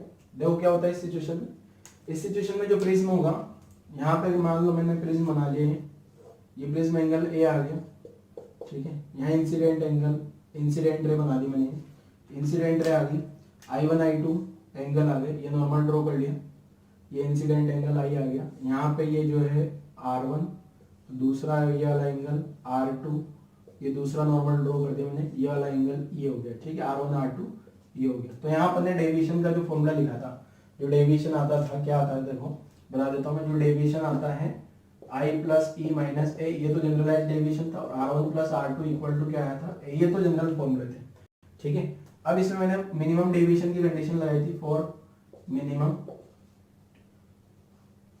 डेविएशन। तो मिनिमम डेविएशन में क्या होता है देखो, मिनिमम डेविएशन के टाइम जो है आई और ई बराबर बराबर हो जाते हैं, साथ में R1 equal to R2 equal to A/2। तो मिनिमम डेविएशन कितना आ जाता है, minimum deviation twice of I minus A, ठीक है। इस टाइप से अपन ने ये कर लिया था। और ये जो ग्राफ आया था, यहाँ पे एक ग्राफ भी खींचा था अपन ने, डेल आई कर्व, और डेल आई कर्व जो है इस टाइप का आया था। ग्राफ के बारे में बोला था मैंने, सिमेट्रिकल नहीं है, पैराबोला नहीं है।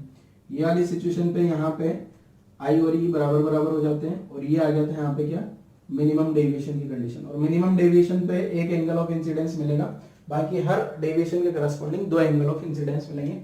इतनी कहानी अपन पहले पढ़ चुके हैं, ये रिपीटेड है। अब ये जो नेक्स्ट बता रहा हूं ना, ये अपन ने नहीं पढ़ा, कंडीशन फॉर मैक्सिमम डेविएशन, मतलब मैक्सिमम डेविएशन कब आने वाला है। तो मैक्सिमम डेविएशन की कहानी भी समझ लेते हैं जरा, ठीक है। अब मैक्सिमम डेविएशन कब होगा देखो, यही जो ये प्रिज्म आ गया यहाँ पे, प्रिज्म एंगल ए बना लिया यहाँ पे, ये प्रिज्म बना देता हूँ पूरा, ठीक है। अब इस प्रिज्म में एक यहाँ इंसिडेंट रे बना ली मैंने, ये नॉर्मल ड्रॉ कर लिया, ये वाला एंगल ऑफ इंसिडेंस आई आ गया, ठीक है। और ये एंगल आई आ गया, ये नॉर्मल ड्रॉ कर दिया मैंने, नॉर्मल, ये इंसिडेंट एंगल आई आ गया, ठीक है। अब ये जो है ये रे यहाँ से चलेगी, आगे बढ़ेगी, ये एंगल R1 आ गया, यहाँ पे जो नॉर्मल ड्रॉ, यहाँ ये रे इस टाइप से आगे मान लो, और ये वाला एंगल जो है ये R1 एंगल आ गया, ठीक है। अब इसके बाद क्या होने वाला है, ठीक है, पहले मैं ग्राफ से समझ आता हूँ इसको, ग्राफ से थोड़ा क्लियरली समझ आएगा। देखो कैसे डेविएशन और आई ग्राफ, मान लो ये ग्राफ इस टाइप से है, ठीक है। अब मुझे मैक्सिमम डेविएशन चाहिए। मैक्सिमम डेविएशन वाले 2 पॉइंट है, एक वाला पॉइंट तो ये रहा और एक पॉइंट ये रहा, इन दोनों पॉइंट्स में मैक्सिमम डेविएशन मिल रहा होगा, ठीक है। मिनिमम डेविएशन तो ये था।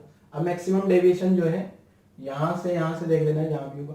अब ये मैक्सिमम डेविएशन वाला पॉइंट एंड वाला पॉइंट हो गया, और एंड वाले पॉइंट पे जो है डेविएशन क्या लिखता हूँ देखो मैं, I प्लस ई माइनस ए तो कांस्टेंट है, डेविएशन की मैक्सिमम वैल्यू चाहिए, तो I और E। देखो ये जो है ना डेविएशन का मतलब I का वैल्यू मैक्सिमम करा दो आप तो बस, ठीक है। फॉर मैक्सिमम डेविएशन,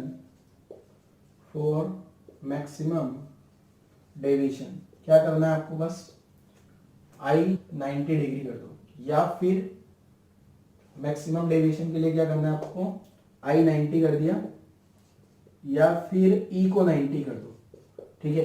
I और E दोनों में से एक 90 हो जाएगा ना, तो मैक्सिमम डेविएशन हो जाएगा ऑटोमेटिकली, क्योंकि यहाँ वाला जो पॉइंट आ रहा है ना मैक्सिमम डेविएशन, और I की मैक्सिमम वैल्यू कितनी हो सकती है, I की मैक्सिमम वैल्यू 90 हो सकती है, या फिर E की मैक्सिमम वैल्यू कितनी हो सकती है, 90।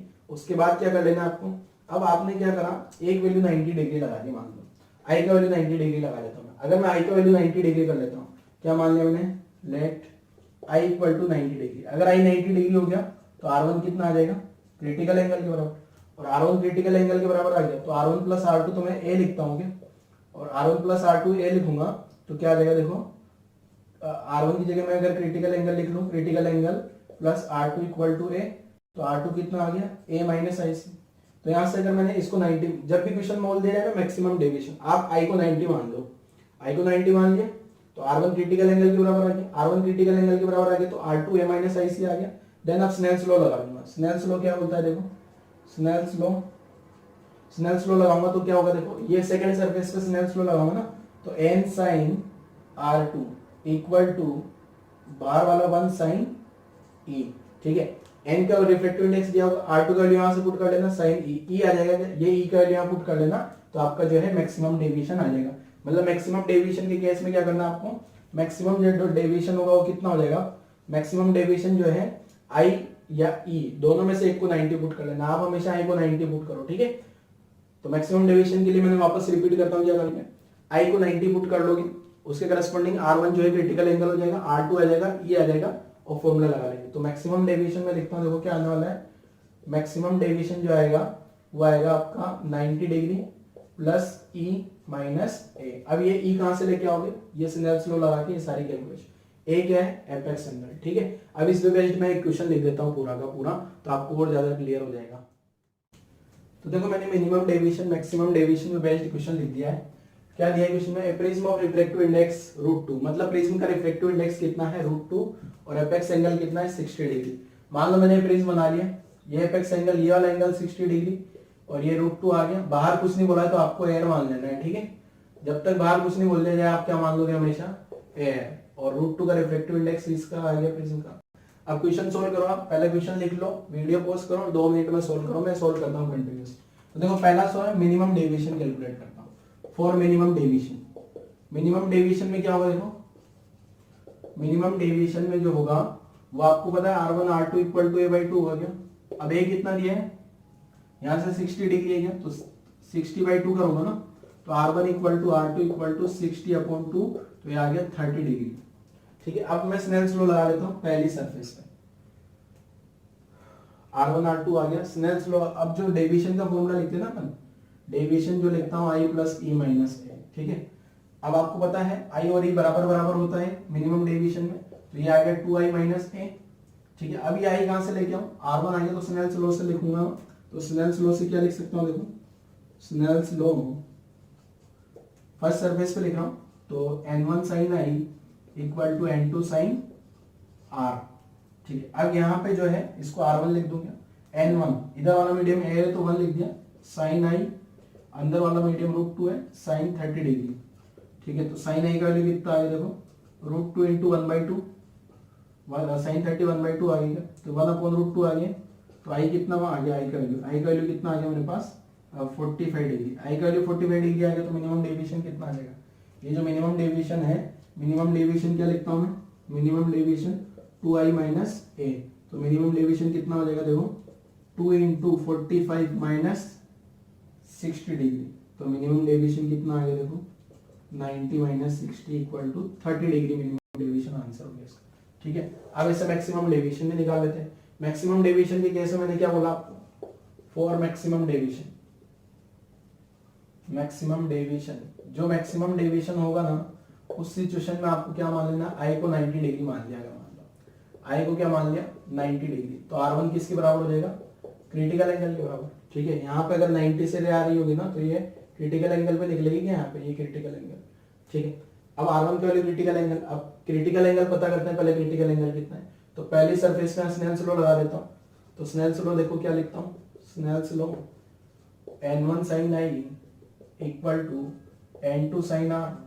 अब तो N1 को एयर, sin I का वैल्यू 90 डिग्री, N2 कितना हो गया √2 sin क्रिटिकल एंगल, तो sin 90 का वैल्यू 1 आ गया √2 sin क्रिटिकल एंगल, तो sin क्रिटिकल एंगल का वैल्यू कितना आ रहा है 1/√2। वैसे आपको पता है कि sin IC जो है 1/n होता है, तो यहाँ से मुझे पता लग गया क्रिटिकल एंगल का वैल्यू कितना आ रहा है 45 डिग्री, और यही 45 डिग्री किसके बराबर हो जाएगा, क्रिटिकल एंगल का जो वैल्यू आया है, ये जो क्रिटिकल एंगल का वैल्यू आया है यही R1 के बराबर हो गया।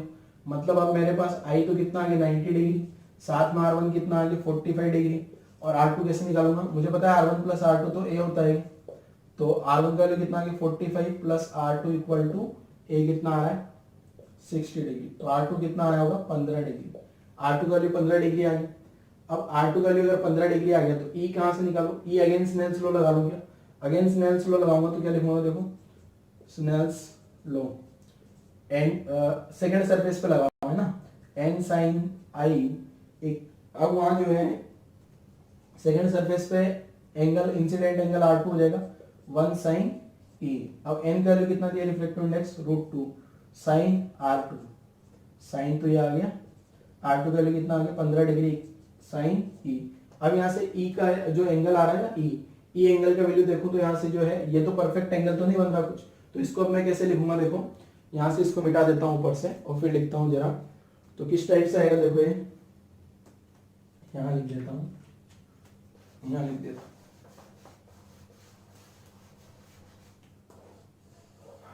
देखो किस टाइप से आएगा, साइन ई, तो साइन ई से अगर मैं ई का वैल्यू देखूं तो कितना आ रहा है, साइन इनवर्स √2 sin 15, √2 sin 15 ही रहने दो, उसको सोल्व नहीं करना पूरा, ठीक है।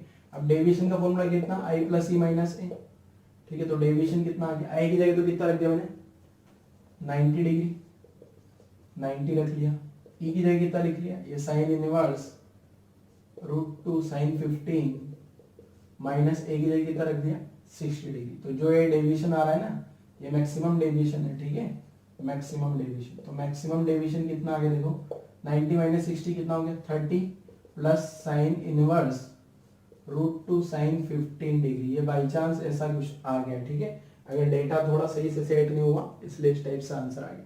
तो मैक्सिमम डेविएशन का फॉर्मूला आ गया 30 प्लस साइन इनवर्स √2 sin 15, वो जो है मैक्सिमम डेविएशन आ जाएगा आपका इस क्वेश्चन में, ठीक है। तो इस टाइप से मिनिमम मैक्सिमम डेविएशन का अपन ने कैलकुलेशन किया। मिनिमम डेविएशन तो आपने पहले भी पढ़ा हुआ है। मैक्सिमम डेविएशन में एक चीज ध्यान रखनी है, आई को आप 90 कर दो या ई को भी कर सकते हो, पर आई को 90 करो, इजी रहेगी कैलकुलेशन, ठीक है। तो आज वाला लेक्चर यही क्लोज करते हैं। Thank you.